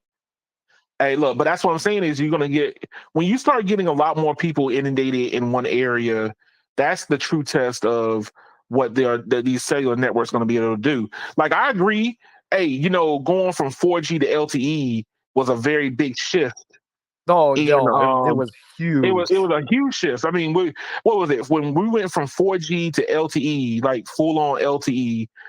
That enabled multi-carrier. Yep. That Not with multi-carrier, that made your connection more solid. It made your data connection a lot higher, so you were accessing more data, not less. But on 4G, you were only accessing one carrier. Now, I think that 5G and then 5G Advanced is going to be more, I say, carrier side. I think it gives them more controls. Well, not just controls. One of the things they'll have to do in the future is like I told you, you get a cluster of people in one area. The towers panels can't handle it. They'll start booting things off. They'll actually the network will start being like, hey, y'all are too much. I got to boot some of you off. Either Well, you hand know you off what? to another tower. But you know what? Here's the thing: the beauty about moving to 5G, and I know that 5G, the whole moniker behind saying 5G was a weird concept, right? It was, oh well, you're gonna be able to do surgery on the go. You're gonna be able to do, rescue somebody's lost pet inside of a broken down building that collapsed on the go. You would be able to do this, that, and the third, right? But the thing That's in a is laboratory kind of perspective. That's not real world. yeah, but the beauty of this is, and you have to deep dive on 5G. The whole idea behind moving to 5G was to be able to have more connections in a smaller square area. Yeah, I know. We were So working on some of that stuff for the county here because of the fact that CenturyLink don't want to upgrade their DSL to fiber. We were talking right, about that we were actually talking about that. It's funny you mentioned this. I was actually talking to some Verizon engineers a few weeks ago. right. They are busy, Keon. They are more busier than bees. Like one of the guys told me, he literally said, "My day starts at 7 o'clock and it don't end until midnight." And it's been that Ooh, way. It's been that way for the last 6 months. oh man, that's what's up. But look, But they got forced. They that got forced to do Florida big time. I think that when it comes down to having a lot more people in a small square footage, because the 3GG standard for 5G is to be able to have more connections in a certain square mile area. So we Yeah, talk about one antenna, I think over 1 million connections in 1 square mile, like a certain square. I don't know exactly the number because I have to go back and look at it again, but it's a certain square miles, like over 1 million connections. yeah. Right now, Well, and right like now you can't. LTE's max was like 300,000 to 400,000. So 5G gave you more capacity just by switching over to 5G. Well, So and you have to also note that you can't have. So right now so we'll take Verizon for example, where they have N77. It will anchor with band 66 as primary, and then it'll do the N77 in an NSA, non-standalone configuration. right, And when you're in that configuration platform, if your LTE band gets 400,000 people in an area, we'll just it's gonna hypothetically start dumping people. we'll say 1 million. Well, the 5G dies because the 5G is not a standalone. It's not separated from the LTE band Right. trunk. Well, here's the thing: when you're in non-standalone like that, the LTE becomes the master, and whatever the protocols for LTE is, that's what the protocols are going to be for the 5G standalone side. So if LTE can't hold over 400,000, guess what? You're not going to have standalone. You're just not going to be connected to that tower. They're going to Yeah, have to it's hand you gonna, off to it's somewhere gonna, else. it's gonna die. That's why Brandon, when he said that I know he's muted right now, but when he said back in when there was an event going on in Houston, okay, you're back.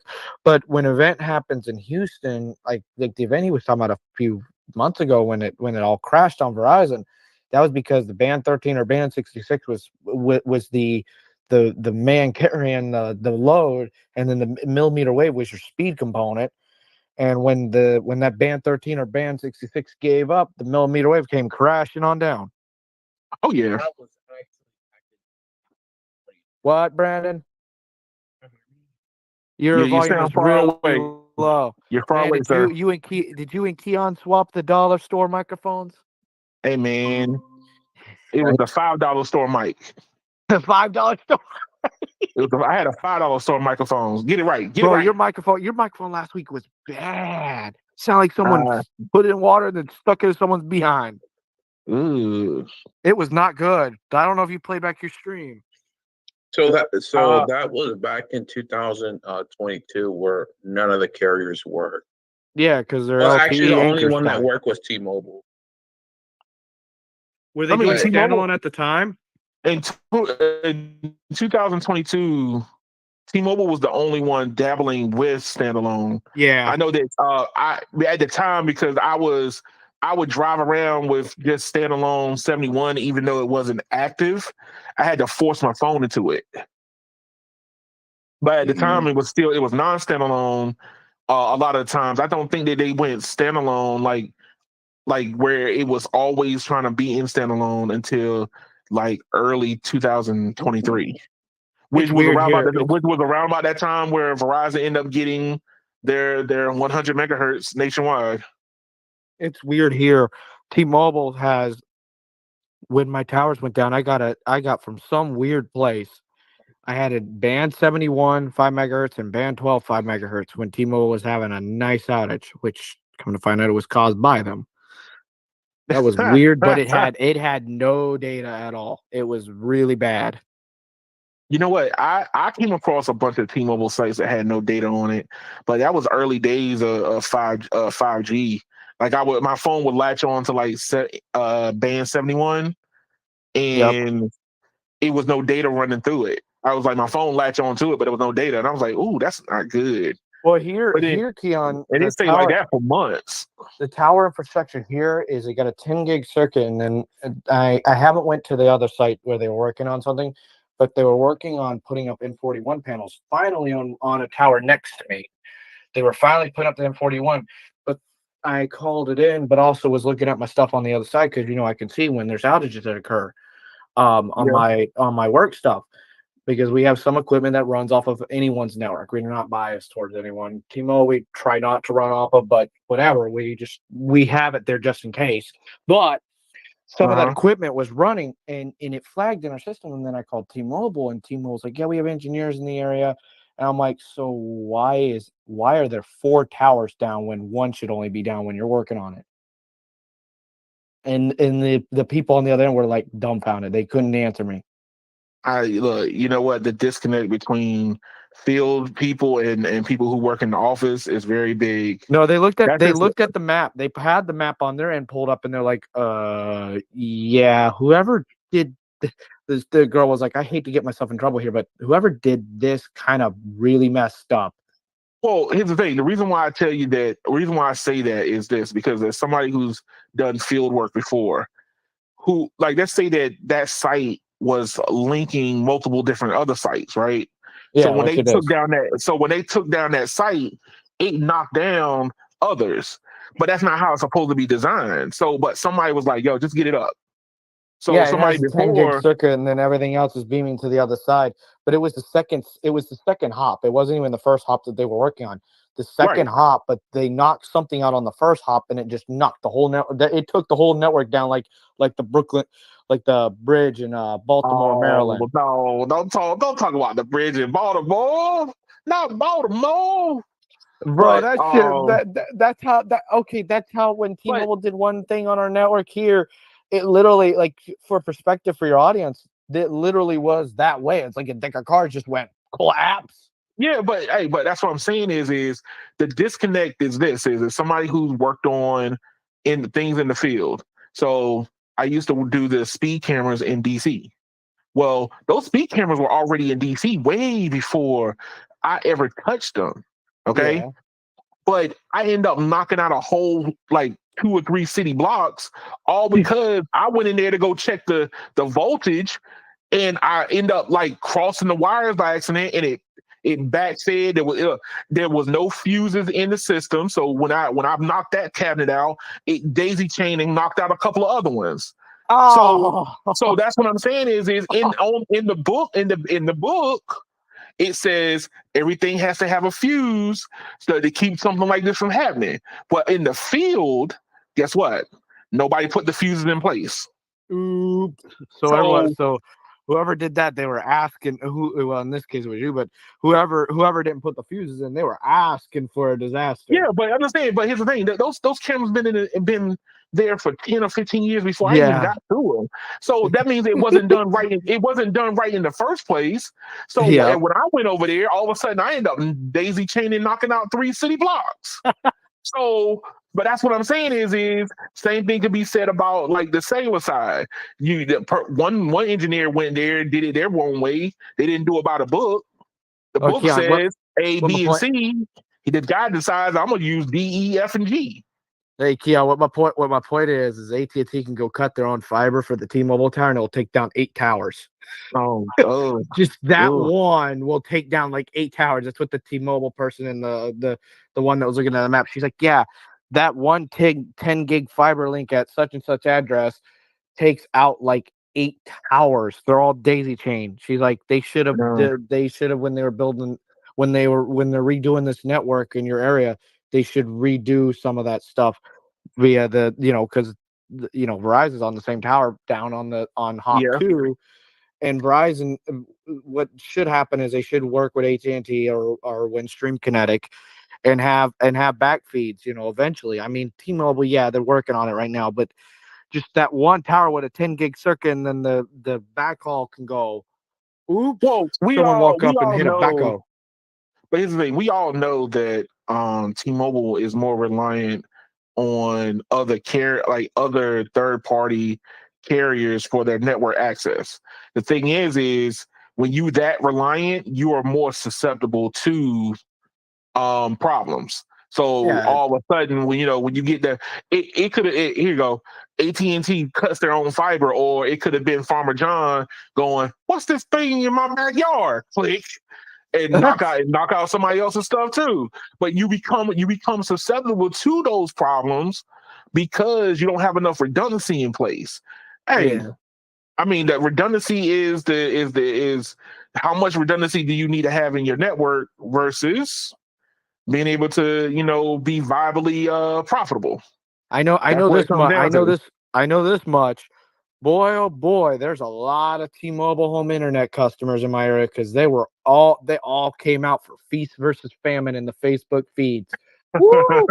That that Hey, that that that that thread I was adding inputs because I was doing it because I knew what was going on. They were all mad at T-Mobile. I'm like, don't blame it on T-Mobile. You could have to blame it on the AT&T cutting their own garbage, doing their own thing. And then I was looking at it and I was like, would Verizon do something like this?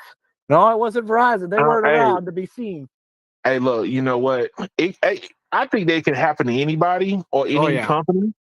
I just think that when you are offering a service a little bit more edgier than everybody else is, you get a lot more of the attention. So, T-Mobile is leaning heavily into fixed wireless. Like when I say heavy, I'm talking about they leaning in like Michael Jackson was doing that lean in his music video. That's how Damn, far yeah, they they leaning quote in. Michael Jackson. More Damn. That's controversy. how far they leaning in, bruh. I'm just saying, but but I understand their customers are going to be the loudest. Versus, let's say, a Verizon. If Verizon goes down, people are gonna be like, "Oh man, Verizon's down." But T-Mobile goes down, man. It's picket fence there. Everybody's bringing Bruh, out the pitchforks and then torches. So Evan, I'd that's be honest with you. The last couple of years, a lot of the carriers have had hiccups, and I think the media now does all pretty even. No, they don't. Yeah, I mean, It depends.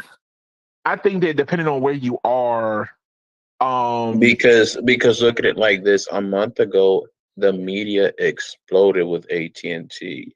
That was less than a month ago. That was like 3 oh no, weeks that was less ago. than a month ago. Like you talking about because their hack, which I don't have enough No, information about that. I'm That's why I talking haven't about the talked about it yet. outage. I'm talking about the The out, outage, not the breach. No, the see, outage. No, the outage was something because they can't go much into it, Keon. But I was assigned me and a few people in the community were assigned to that. We had to take NDAs. I wish I could talk about it. I wish. I'll say this much. I wish AT&T and our government were very transparent about things, but I get why they're not. hey, understand? There's a reason why you don't tell all your secrets. That's It's not not something even. It's not even that is secretive. not that's not something that I would fault AT&T for. What I fault is there's not enough redundancy in FirstNet that all of a sudden when FirstNet goes down, because you put all your eggs into one basket, and when that Well, one basket is a hole in it, you be like, "Where are my eggs at?"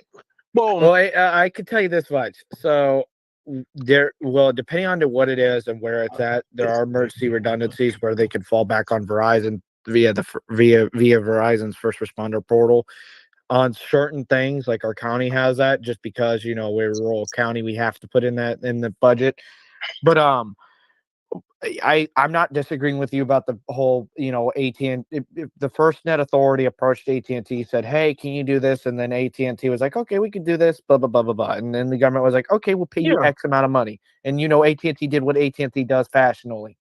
yeah. Do And just enough they just enough to inflated it get a little by. bit. And of course, AT&T inflated it a little bit so they can, scam some more money out of the damn government, because that's what they do best. But But they got it done, and then but about March also here's the 12th is when thing. the blue happened. But also, here's the thing: the reason why I'm very bullish about the whole AT&T and FirstNet contract is because we are now, right now, without even saying putting 5G in on anything, before you even say anything about 5G, we right now could do multiple carriers on a cell phone. Matter of fact, I Mhm. was just reading an article where T-Mobile is offering a second line to people. That's just a phone line. Not data. Just hey, do you need a second line? We could be your second Verizon's line. doing the same That was thing. Verizon doing that. So, but I'm That just was saying, like, Verizon yo, that started that one. but that's what I'm saying is we can do multiple carriers on a single Okay, device.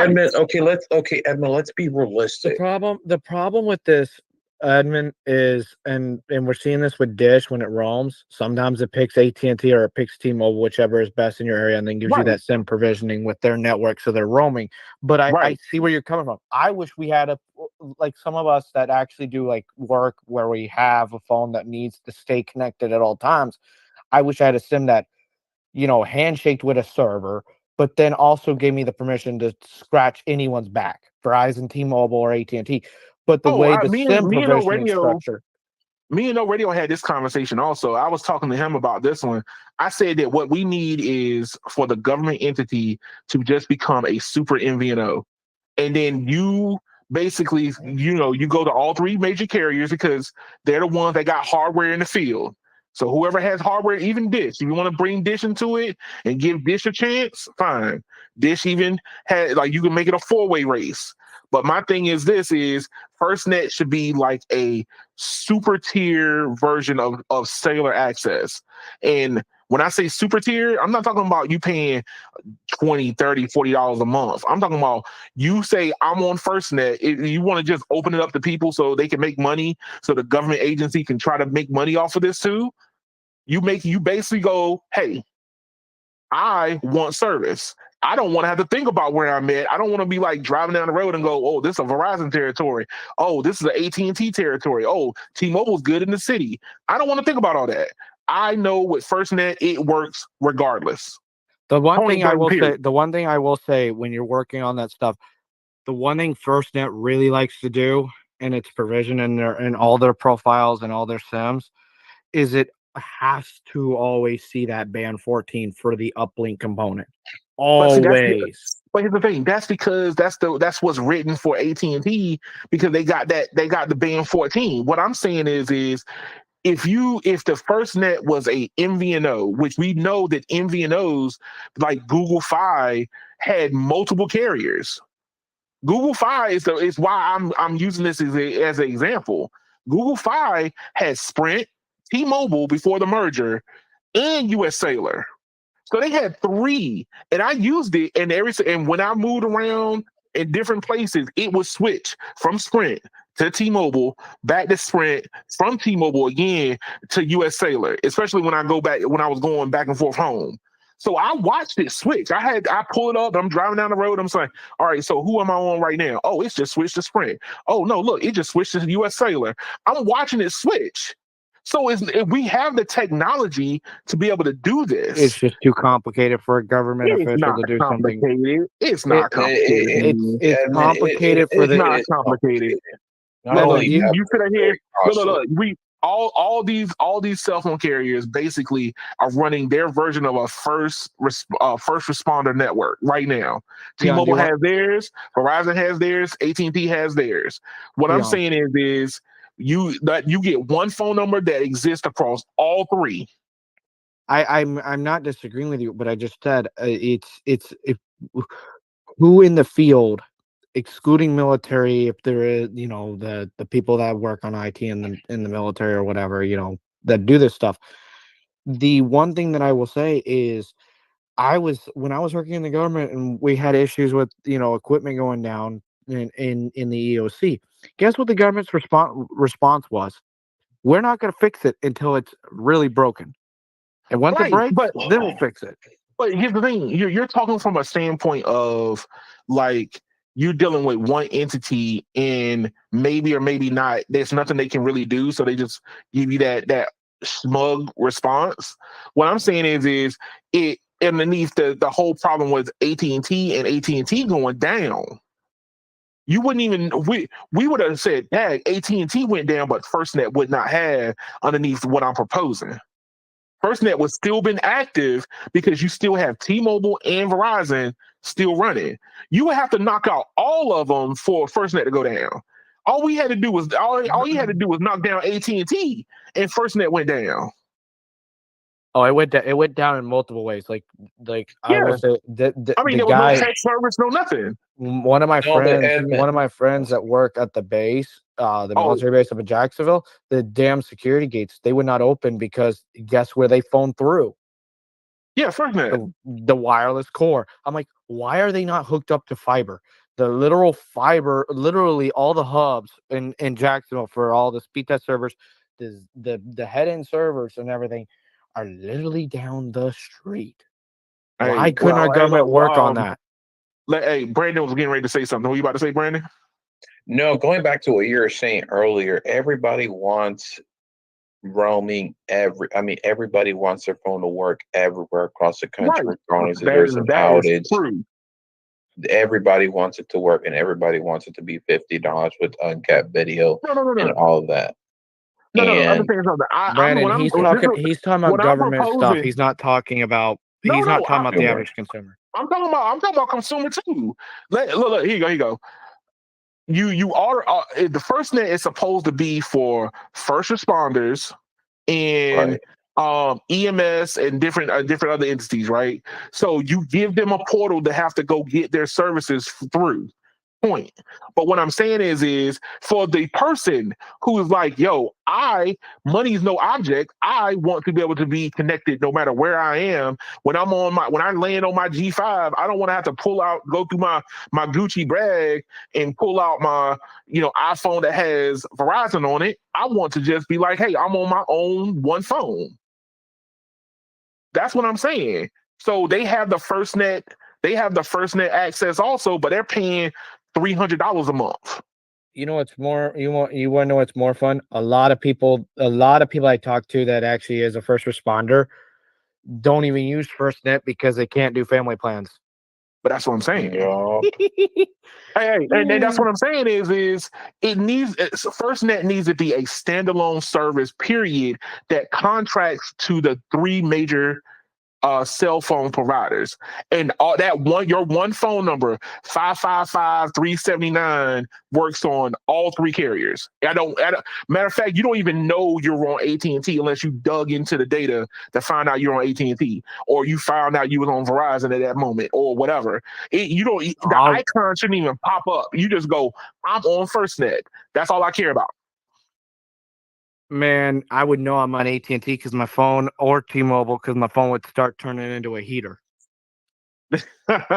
AT&T here where I live actually does it worse than T-Mobile. I'll say that. But that's just something that I've been proposing. Ain't nobody's gonna be listening to me, man. No, I'm not at that point yet. I could yell at the top of the mountains and yell at Congress till I'm blue in the face, and they still won't do nothing. No, but I know people that actually work in Congress. Go ahead, Brandon. What you about to say? But let's be real. There's people nowadays that they do have two phones. One's a company phone. What's more than likely it's going to be supplied by them. Yeah. And they're going to have their personal line, which is going to be vice versa. Right. Or but hey, we're not. Here's the thing: a person who only wants their one phone number to work everywhere, they got money. Look, you and I might not pay $300-$400 a month for cellular, but that person, for the ease of mind that one number goes everywhere, people will pay that. I know that. No, I see those people in the back. Without a doubt, I see those people in the back of the car and when I'm driving down the road, they're plugging they're plugging their 18 phones into my little charging outlet that I put in my car because all their phones. No wonder why his mileage drops. Damn, so I'm waiting for that car battery to be at 80% battery health. In the back seat. What's that, Brandon? Damn, Brandon, stop talking about him. You got Carlos in the back seat, sir. Oh, that's the biggest controversy. We're gonna hear about that one for the next week. Woo! No, I was trolling Carlos. I was at the charging station and I took some pictures because there was a Mini. Carlos loves driving his Mini, and there was a Mini Cooper. There was an electric Mini Cooper, and I was trolling him. I was like, look what I saw. Oh, where was I? I don't know, but I put it into the chat. It was just funny that I saw the guy. He was charging up his Mini Cooper, and it's all electric. But hey, look, on the side note of ARM computers, so I take it that Austin, that the new Snapdragon Elite is coming out, right? Yeah, I'll believe it when it comes out. Just like I challenged Apple and their chips when they announced the M1 Pro and the M1 Max and they were like, oh, it's this and that when they were doing the presentation. I was like, yeah, we'll believe it. I'll believe it when I see it in the real world. Yeah, but I mean, you know what? The first gen of everything is always going to be the wonkiest. I mean, here's the thing: they're on their third generation of the M chip. Okay, I have the M1 Pro. So the question is: the M2 wasn't a big leap. Oh, I'm sorry. The M2 wasn't a big leap, but it was a noticeable leap in a direction that they wanted to go in. The M1 was them knocking down the door and finally getting rid of x86. Oh, they didn't knock down that door. They obliterated that door. Jesus. But they strapped C4 to the door and blew it to hell. But hey, I'm just saying, like that was the shot that rang around the world because it basically made everybody go, isn't ARM chips meant for my phone? And then you find out, like, yo, they've been making a chip that's been strong enough to run on a desktop for a while now. So they just now decided, hey, look, we're good. We don't need to use x86 no more. Goodbye, Intel. Goodbye, so long, farewell. Well, now the rest of the industry is like, yeah, we might be getting rid of Intel and AMD too. So Intel and AMD are over here shaking in their boots right now. They're like, really? You got to get rid of us? No, let's not do it. Well, here's the thing: the Intel and AMD never pivot. The pivot never came, and I was upset not because somebody might be able to say that I was hating on Apple. I wasn't hating. I was jealous. See, I'm a bigger person. You know, just because I'm plus size doesn't mean I don't have a heart of gold. I'm just saying I didn't that say that comment because I I know know. that would come from me. Hey, look, I got to take the joke away from you before you have a chance to use it. But Oh, damn. I'm just saying, like, yo, I felt that where is the overall PC industry response to the M1? Well, now we're starting to actually see it, quote unquote, possibilities of what it can actually do. So, like, Google came out this week and said that, hey, or maybe a couple days ago, said that, hey, Chrome is going to work even better on the X Elite. So migrating over to, let's say, a Chrome on Windows will run good on a Snapdragon X processor, All right, I right? gotta say something a little controversial. What's that? Chrome, if you're gonna say it's gonna run good, get rid of your bloatware. Well, You don't need Chrome. You don't need Chrome going resource hungry and eating up 3 gigs of RAM because it wants to have a snack in the kitchen at midnight. but here's the thing: like Chrome running on my Android phone, it doesn't eat up a lot of resources. It's not Like, designed to. It's not supposed right. to. So that's what I'm saying is if Chrome on my mobile phone doesn't eat up a lot of resources, what do you think is going to happen Let's when hope it's you the same way on the computer because like I use Chrome. Okay, so I use Chrome, right? And then my stuff does spike on the M1 Pro.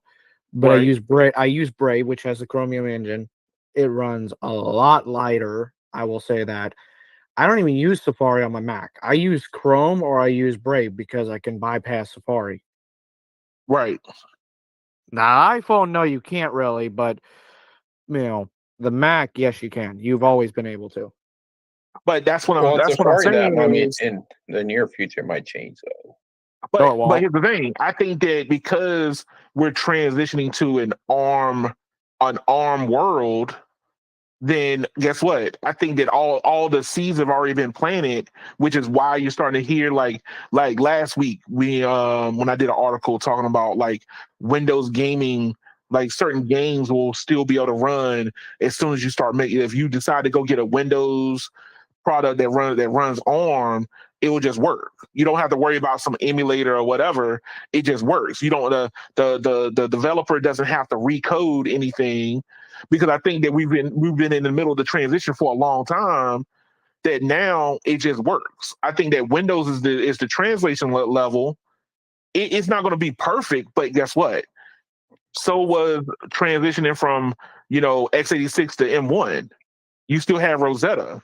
Even though Rosetta ran very well, yeah, I looked at the benchmarks. Yes, I was geeking That out and I was that upset that Apple did something that Windows didn't do. Okay, I was upset.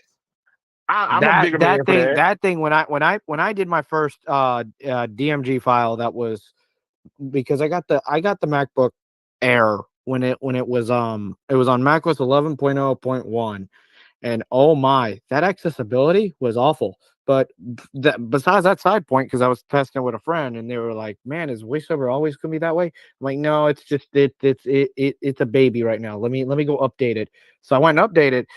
I came back, and then I threw something I threw Chrome running through Rosetta. Keon, an 8-core CPU didn't go above 25% Mm, with it emulated in Rosetta. I was like, "Am I dreaming or am I in reality?" He's like, "No, that's reality." He was even impressed. that's good. But that's what I'm saying. And I then I think threw that Windows. I threw Windows on the M1 Pro just a few days ago because I was like, "All right, we'll do it through Parallels instead of UTM, which is another app." And Parallels, it was Windows on ARM. It did spike because Windows was doing its classic "let's phone home," but it got started, got everything stabilized and everything. Once I let Windows do Windows things, yeah. it would never spike above 30% max user, and then system load would never go above 15% while exporting a video. Exporting a video, might I add. Mm, So I threw a lot of insult on injury, and then I brought up UTM and threw another copy of macOS on top of it, running macOS 13. And I was like, all right, we'll see what happens. System was 20%. When macOS was booting, Windows was still running in the background, and I was only using 13 out of 16 gigs of RAM. And on top of that, I had only 500 megs of swap, and the video was still exporting. Oh, that's nice. I was like, damn, That's wow. nice. But And only hey, took and it took that long before my fans actually finally turn on too. now here's the thing. The conversation that me and No Radio had last week was he's planning on getting a laptop that's going to be a X Elite, right? But his test to find out if this thing is any good is to run Cyberpunk 2077 at 4K on a laptop plugged into a 4K TV. And if it can't do that, he's gonna throw that sucker back at Best Buy. Ooh, he is saying, let's do this. I'm gonna treat you like a Mac and Windows. I'm gonna see if you crack. There you go. But That's I think not. that, I hope it goes good. But No Radio's making that solar eclipse early for me. but you know what? But I think that I don't necessarily think that it has to be that high, right? I just think that with the transition move over to ARM, moving Windows over to ARM, moving Steam over to ARM, and all those games moving to ARM opens up everything at that point. We're talking about portable gaming and like I said, the iPad becomes 10 times more valuable once you can play your games anywhere. I mean, like my Lenovo becomes smaller, thinner, and lighter as soon as you go to ARM. You see what I'm saying? The one thing I do want to say is that contract that Windows and Qualcomm has, that thing needs to go. Bye bye. You said the contract between Windows and who? Qualcomm. The ARM contract that they've had for the longest time. I That contract needs to be ripped up. It's gonna die soon. I think it's next year. It dies. Yeah, I don't think they're gonna re-up on it. I think that No, they better not. I swear that will actually make me kind of mad if they do. Well, here's the thing. You're already going to start this summer is going to be the beginning of what I call the ARM future. Apple already set it in motion by moving the industry to ARM, but understand when you start getting everything else moving to an ARM-based world, and we're getting away from x86, that changes everything. I hope all this ARM stuff does catch up with Mac and gives Apple makes the Apple laboratories a little warm, if you feel what I'm saying. Because the challenge is more welcome. I'm kind of tired of all the Apple noise. Well, look, I'm grateful for the noise.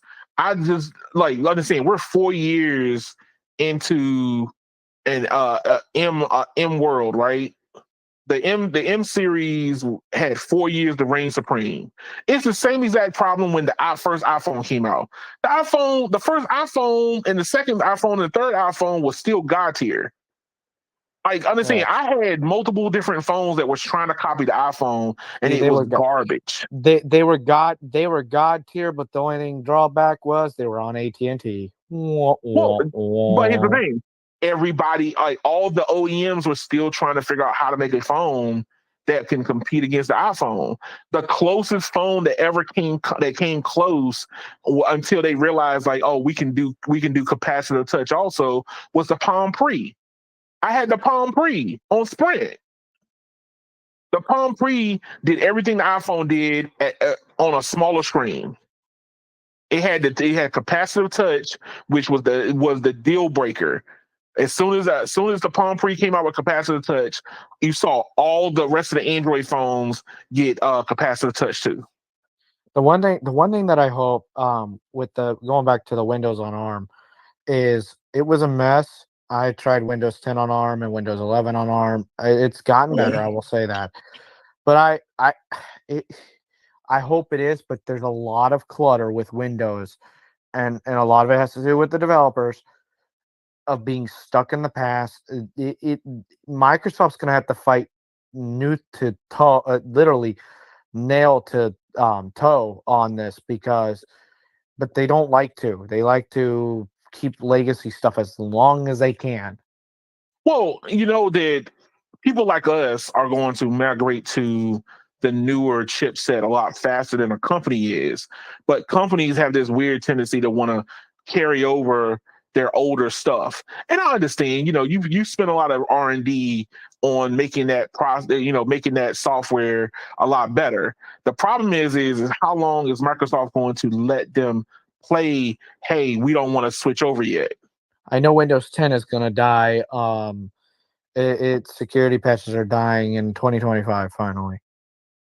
And you see right now, like, hey, Windows is even changing because look, the old Windows will still be supporting XP right now.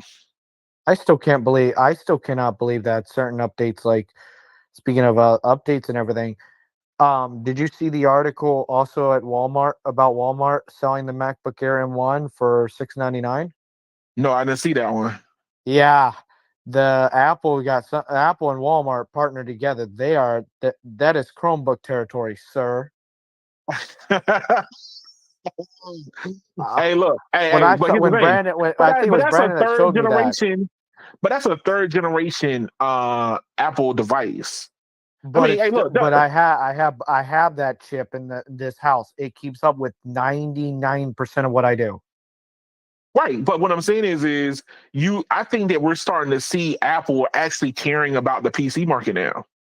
Like, understand, if you're still pushing the M1 all the way down at the level of Walmart, that means that you really do want to grow your customer base.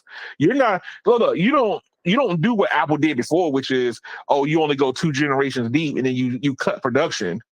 If you're all the way down to the third generation and that third generation is pushing $599, $699 territory, that means that you're trying to get the everyday person. Yeah, which for $699 and what you get with the M1 chip at Walmart is actually a really good deal. Oh no, I think so. But here's the thing: now Snapdragon is going to have to compete at that same level and give more for less. Yeah, and that's going to be a challenge because a person will go if a person is smart enough but doesn't want to blow $1,000. They'll go and buy that at MacBook, and then they'll go get the other computer and try it, and then they'll be like, I don't really like this experience. This chip seems sluggish. Then they'll go and try the Apple. If they get to that point, Apple will be like, here's my $699 computer at Walmart. Go check it out. And then the person goes and checks it out, and then they see the fluidness and the usability of M1 and how it does, unless you're Austin over here editing 4K footage that's 2 hours long. Yeah, the person never is going to feel it. It's like an iPad but running macOS. Well, here's the thing: that the iPhone was the sleeper for Apple until now that the iPhone has hit 50%. You do have to worry about the other side of the market, because all those people who have iPhones now are not going to spend $1,000+ for it, but they will come up for a $599 M1. They'll grab depending on that. who they are. Yeah, they'll grab a $599 M1 quick. If they use any type of Apple's Mac OS and stuff like that, and they actually like the cleanness of the OS, I know people that are like not. I mean, come on, we look at Carlos. This dude went and spent almost $4,000 on a laptop. But come on, he's a different case. I'm talking about the everyday person. Look. The people put it like this: do you see our beloved Carlos walking into a Walmart shopping? Maybe, maybe. I don't see him. He was in a Walmart earlier today. I don't see him walking around in his Gucci shoes and disgrace his Gucci everything. I'm playing. I heard this man was wearing a black shirt with blue short, like them jeans that are no longer jeans or shorts, and tennis shoes walking into Walmart earlier today. Hey, look, I'm just saying, man. Look, for somebody who's used to buying high-end stuff, he's not going to Walmart to go pick up a M1 from Walmart. He's gonna go get the M4 when it comes out, or the M5 or whatever. He's gonna look. As long as we've been talking to him, he gets the good stuff. Like, I look at his YouTube channel for the good stuff. I don't go there for the M1, 5th generation M series chip that is selling for $199 and knocking Chromebooks off the shelf. I'm just saying. Okay. saying knocking Chromebooks off the shelf. Now I'm picturing Chromebooks flying. Hey, look. The thing is, and Brandon, I know Brandon's getting ready to jump on me about this one because $99 Chromebooks. Come here. But here's the thing: we can end up seeing a sub $300 Apple computer. No, that okay. They will never do that. Keon, I'll be honest with you. I will believe it when I see that one. I believe that the M1 has enough legs to go all the way down to $399. I'm not disagreeing with that one, but I will believe it when I see it. I'm putting myself on record. Edmund, there will be a $399 Chromebook. I mean, a $399 MacBook at $399 at Goodwill. Oh gosh, I didn't say $3. I didn't say $3.99. No, $399, sir. Look, I think that especially now that Apple's iPhone has eclipsed 50%, that means the Apple is literally, it lives inside of people's heads now. Okay, Apple is not a throwaway company anymore. It's not like, oh well, that's for the expensive side. Apple is like, understand, if they have a $699 M1, that means they could push that M1 all the way down to $399. I mean, most of my family has now switched over to iPhones. They're no longer on Android. See? And then understand, there's a lot of people who like have iPhones that can't afford still a $699. You know what they do, Keon? I'll tell you how they go and get the iPhones. They go and finance it through the carrier. Yeah. Mm-hmm. So here's the thing: a person who finances their phone through the carrier, they still not going to get a $699 M1, but they'll get a $399 M1. But Edmund, if you really think about it, most of those people don't care. They do care. No, they don't. Like, for example, it depends. Hold on. Depends. Think about it. Look, Brandon, before you get ready to say it, think about it like this. I want you to look at it from the standpoint. Wow. It's more beneficial to developers to open up their services all the way down the stack. It's not just high-end people that you want using your services. You want the person who's barely can, like, they have to finance an iPhone.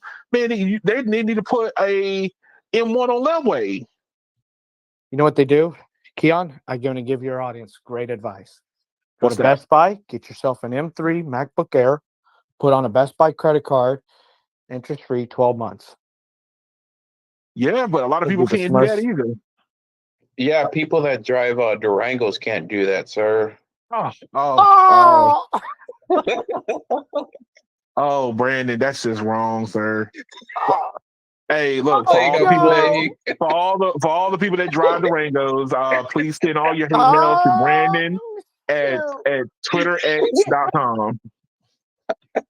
twitterx.com. Please send all your hate mail to all the Durango fans. It's a very lovely vehicle.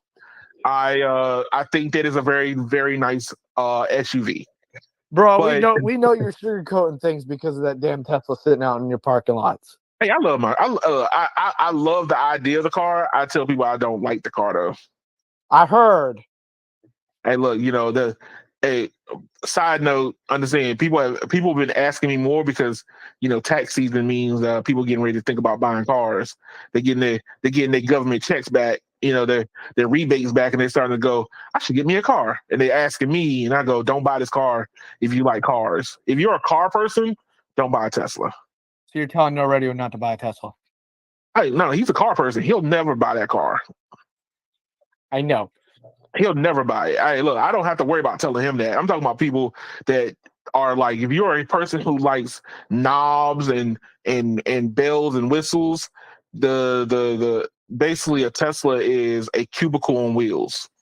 So you're telling me the 99% of people that actually the 1%ers that live in a city and don't care about big boy toys, they go ahead and get the Teslas, but everyone else is going to stay with the gas powered cars.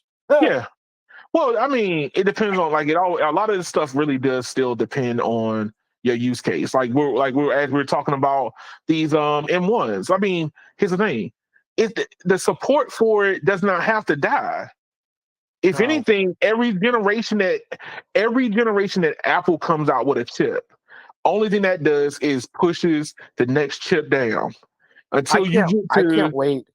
I can't wait till the M1 is no longer supported in the future, and it's going to be a very long time to wait.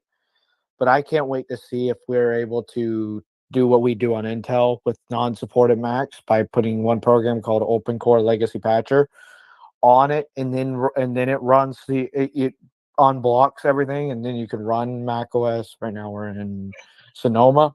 We have 2011 MacBooks and iMacs running Sonoma right now. Well, hey, here's the thing. You have right now, like, Actually, as far back as 08. Google is supporting Chrome and Chromebooks for 10 years. Okay. Well, there's So nothing to that, to be fair. Microsoft is talking about longer support for Windows. So the question is it's not unheard of that Apple can push theirs to 10 years. We're talking about M1 could still be sticking around for the next 6 years. What's going to happen? What's going to happen in the year 6? It's going to be Chromebook territory. We're already seeing Edmund, we're already seeing that with like year 3. Chromebook. Edmund, don't talk about my Chromebooks, man. Edmund, the same people that eat dollar cheeseburgers at McDonald's are the same ones that hate their lives. God damn, Brandon. Ladies and gentlemen, I do not represent Brandon. Why? I'm throwing him to the wolves. But as I was saying with the other stuff with Chrome OS, it's so light. Honestly, if you told me a Chromebook could run for 20 years, as long as the chip can handle itself, the battery can handle itself, and everything like that, yeah, I kind of would be like, you're not smoking anything. You're not smoking the devil's lettuce. You're kind of right, because most of it is cloud-based. The whole OS is cloud-based. But here's the thing. You know what? For Apple to support the M1 for longer, or even just going, if you extend it out to 10 years, guess what? You can also start challenging Google at is in the classroom. So now you don't have to be, you're already developing the chip. The chip is already made. All you have to do is to invest in Macs. But here's the thing. But the thing is to be able to compete, you have to compete on price. You can't tell a whole bunch of low income schools, hey, you're gonna have to buy our latest and greatest chip at the highest price. I mean, these are not preparatory schools. These are not funded through alums. These are school budgeted, and they're gonna need computers. And hey, worst case scenario, what the M1 it will be on its last legs at near year 10. But guess what? They'll be in classrooms. So now Apple has a arm literally into the classroom. Hey, look, I'm out here being an advocate for Apple. I saw that dad joke coming from a mile away. I saw that dad joke coming from a mile away. That thing smacked someone in the face worse than Mitchell in the back seat of the Tesla. But do you see that I'm an advocate for Apple doing the right thing? That's stupid. I don't even defend Apple half the time. But right now, Apple has an opportunity to keep pushing. Every single time you come out with a new M chip, it pushes the older chip down. I know they're working on something to scratch backs at schools and give them discounts that we don't see to the public too. And look, I'm just saying, man. And then they do with the iPads. And then when you start getting these refurbished M1s back, you can just send them to schools. Yes, you could. It incentivizes people to turn their laptops in so they can send them further down the chain. And it's funny. It's funny when the new generation, like even though the Apple sells the other generations on their website, you still can go through the refurbished site and get it discounted on the M2. Yeah. Like the M2 Pro and M2 Max, you can still get the refurbished ones for discounted price compared to the one that's the original one that's actually still selling. Wait, I don't know. No, they took the M2 MacBook Air off the site. I don't know, man. I'm just saying, like, I don't think that they have to stop making it. I just think that they just need to, they'll probably tone down production.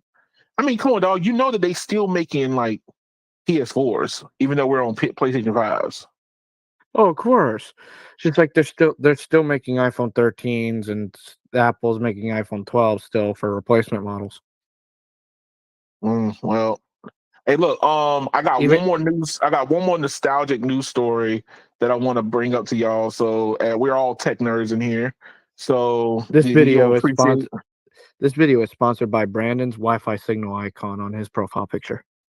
That is not a Wi-Fi. That is not a signal, Wi-Fi. sir. That is not a Wi-Fi signal, man. Well, I had to expand it to full screen. No, it's not, but Well, it look, here looks you like go. it at the top. Hey, tomorrow will be Gmail's 20th birthday. April Fool's, not for me. Oh, so Gmail will be 20 years old tomorrow. You know what? And I understand Gmail came out as an April Fool's joke that was real. You know what I'm gonna say? In the words of Keon's latest live stream a few weeks ago, Gmail was a trash can fire. Oh, dude, I Gmail thought it was good. older than that, Edmund. Nah, it came out in 2014, 2004. Yeah, it came out in 2004, Brandon. 2004. Wow. Yeah. I thought it came out thank the you. same year that Hotmail came out, or around Hotmail. No, Hotmail was been out for a long time. Yeah, because you had that to. thing's been out back in the 90s. because Man, look, Gmail, if you had you to be on a had, waiting list. yeah, Gmail, you had to be on waiting list. What was it? And even then it Outlook. wasn't a Gmail address. It was something Outlook else. Mail, Yahoo. or Hotmail was the one that everybody had. Back in the 2000s, everybody I knew, or most everybody, had a Yahoo email. And then when Android started coming out and they were cheap and everything, that's when everybody started to use Gmail. Does anyone have a original email address before it was gmail.com? Mine was Live. I haven't. If I do, I don't have Wait, I access have to it no more. Hotmail. No, I'm not talking about Hotmail. I'm talking about the original domain that it was before it really fully became Gmail, when you were on that waiting list. No, I don't. I wasn't. I've had my email. I didn't get a Gmail account until I got on Android. That's my point. Yeah, I didn't officially get a Gmail account until I got on Android. Well, of course, you had to have a Gmail account when you're on Android.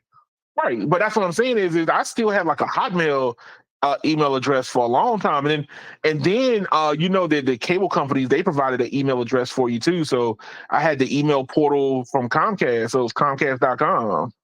.net. .net. I was about to say. .net. Yeah, my bad. Yes, it was Comcast.net. So I had that, and then when I went over to Gmail, I had my Comcast email funneled through my Gmail. So yeah, I made the migration over to Gmail right about at the Samsung S2.